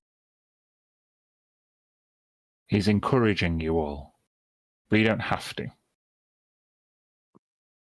Yeah, he seems cool enough. Redwood, Tilly will because go forward. she is her faith in the gods is very much shaken by now, and this revelation that dragons have existed before them is immensely appealing. Okay. As you step forward, the Oranax puts out this scaly golden claw and turns their hand up and touches the bottom of Red's chin. And with that, Red, your eyes turn gold. Cool. I'm going to ask you, how far do you want to jump, or does Red want to jump into this? How far would she let this transformation take hold?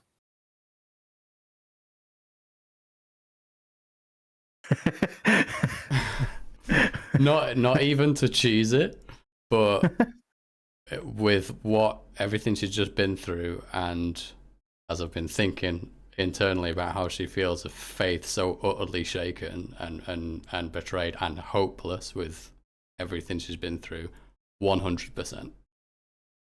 She'll just take a complete leap of faith without any recourse for what might happen to her at this point, because she's got no love left in her life. That's Then the gift you are about to receive, as your eyes flicker between normal and gold, is the gift of draconic rebirth. Before your eyes, Red begins to change.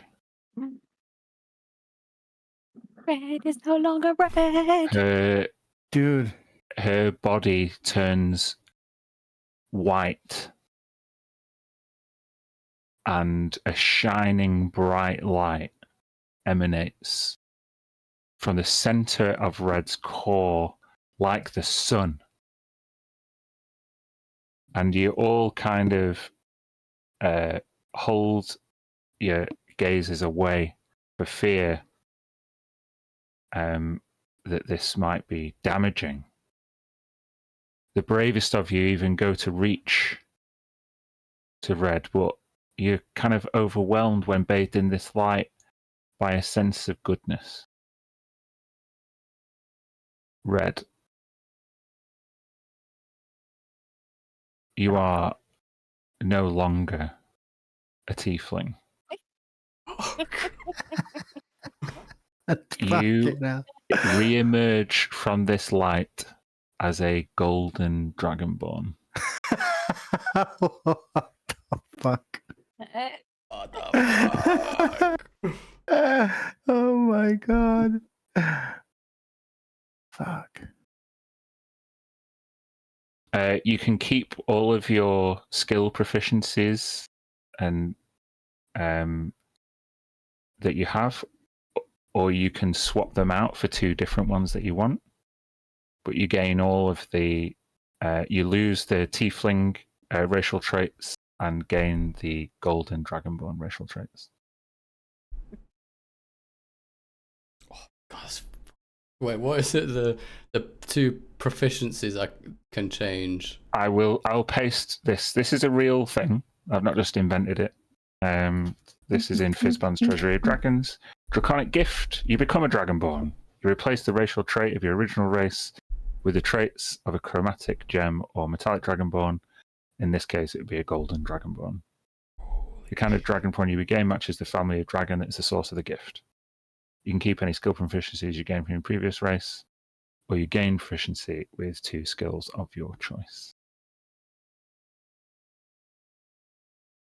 I asked you how far you wanted it to go. You said 100%. I'm not even joking. In your head. I've been here writing notes on how she would, what's the word, like besmirch and blame and criticize Lathander by speaking to Mendrion about how worthless she feels and how hopeless being a tiefling is like destined just for an eternity of pain and suffering and to be mocked and the subject of a joke by the gods. And now she's no longer a tiefling by the end of the session. Holy shit.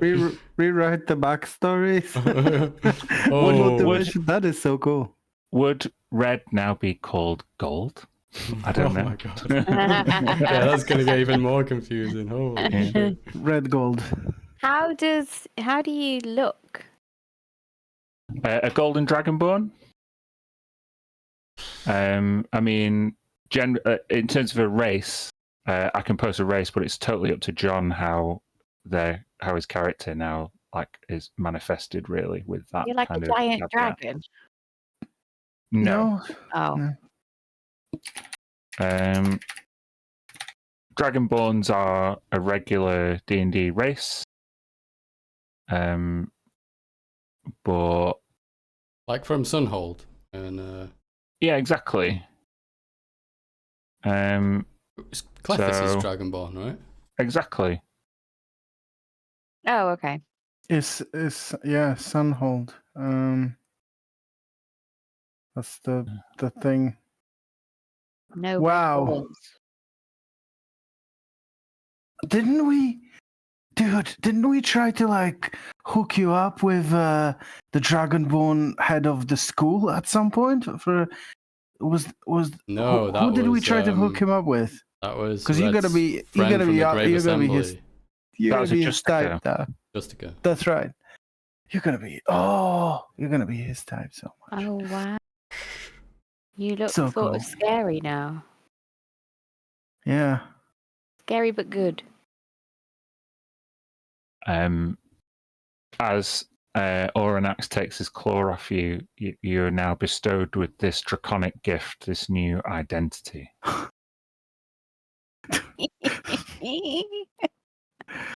think she actually looks at herself and what has happened and faints and passes out I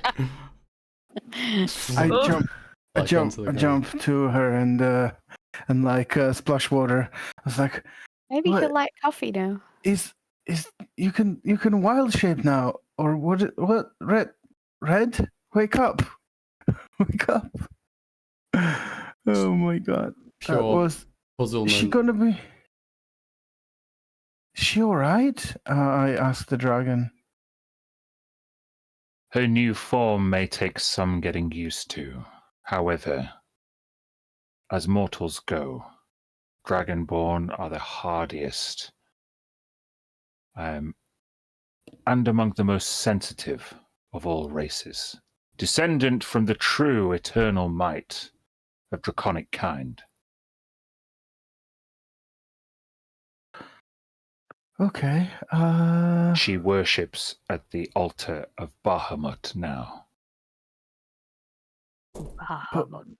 But what is Lathander's gonna say?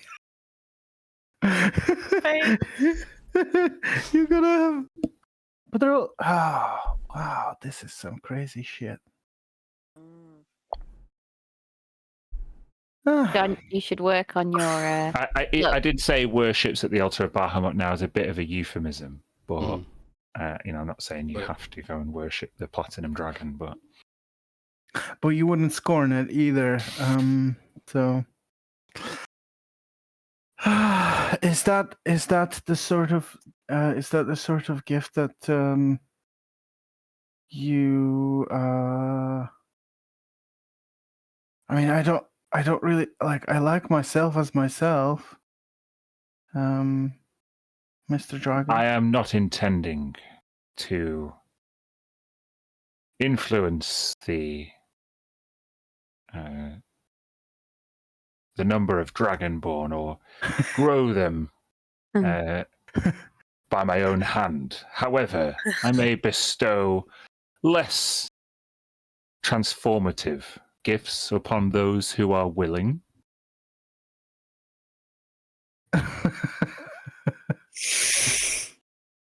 Let's all be Dragonborn special team. dragons. Yeah, like- let's all just be dragon. Let's just leave this Dragonborn campaign. squad. Start a new Dragonborn campaign. Holy shit. Or in Okay. Um. So,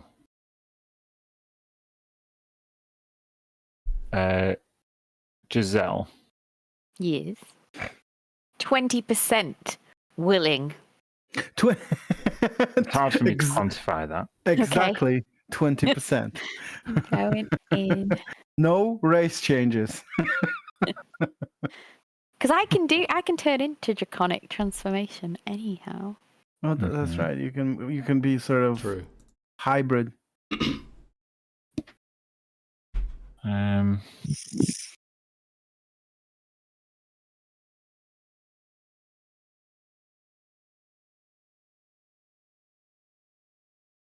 Okay, this might be the only way of doing it. You're saying 20%. Mhm. Lucas, are you saying more or less than that? I'm not willing to change the way I am, so like I don't know how to quantify that. I would say Just more or less than 20%. I'm not going to change so- anybody's race. right. Let's go a bit more. Let's go 30. Oh. Okay. Mia, Like are you a third. partaking in this blessing or not? Would you view it as blasphemous? Yeah, I really want to, but I don't think it's right for me. Mm-hmm. But She I'm still has very faith in the annoyed. gods. Yeah. That's fine. Okay. Yeah, for Tilly, it's like she has no loyalty to any god. She obviously worships nature itself. So anything that he can do to help me be either like more sturdy or more More sturdy? Sure. I don't want to get poisoned all the time or knocked down, but or something. Could be fun. The Oranax extends their claw to you, Tilly, and kind of bids you to step into their open palm. Yeah, if he tried to touch me, he'd just pierce through me. I'll do that. And they blow up their kind of breath on you, and it feels like when you like if you open a window and you step out onto like a hot summer day. It feels glorious. Nice. As you bathe in this dragon's breath momentarily, your skin toughens. Ooh. This is something called scaled toughness. It doesn't say you get scaly skin. It just says your Good. skin toughens, making you resistant to certain types of physical harm. Sweet. You gain resistance to piercing and slashing damage. That is amazing. It's not non-magical piercing and slashing damage. Yeah, it's yeah, of just course. piercing and slashing Of course. damage. Of course. Can I say that under certain circumstances, looking at her, her skin has sort of golden sheen now? Is that Yeah, okay? you could say that. Yeah, like it's not immediately noticeable. It's just sometimes somebody looks at me at the angle and then it just A nice like, glow yeah, you've got there. Like you're it's permanently like in the glitter. golden hour, kind of It looks- like perfect Yeah, light. Yeah, I look glittery sometimes. That's cool. You already have like blonde hair, right? Yes. Mm. Your hair now looks like it's got like strands of gold in it. That's so cool because it just reminds me of like wheat, Mhm. which Yeah. is the symbol for Melora as well. This worked great. Thank you, Great Dragon. This is amazing. And finally,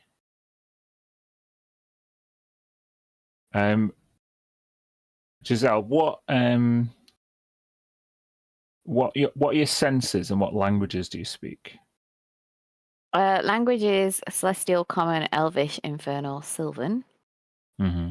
What do you mean by senses? Senses are like blind sight, true sight, dark vision. Oh, well, I've got dark vision. Where are they? Where do I see them? Are they easy to see on the... Oh, dark vision and true sight. Sorry, yes. Dark vision and Okay. true sight, yeah. Would you rather enhance what you can hear and say, or would you rather enhance what you can see? Hear and say. Okay. I think it's a cool choice. You gain some of the majestic presence of a dragon.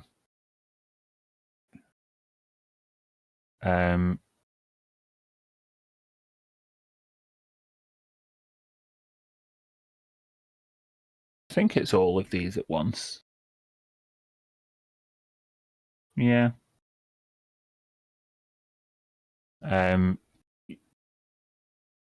Oranax bids you to step forward, and they look at you, and their eyes kind of glow gold.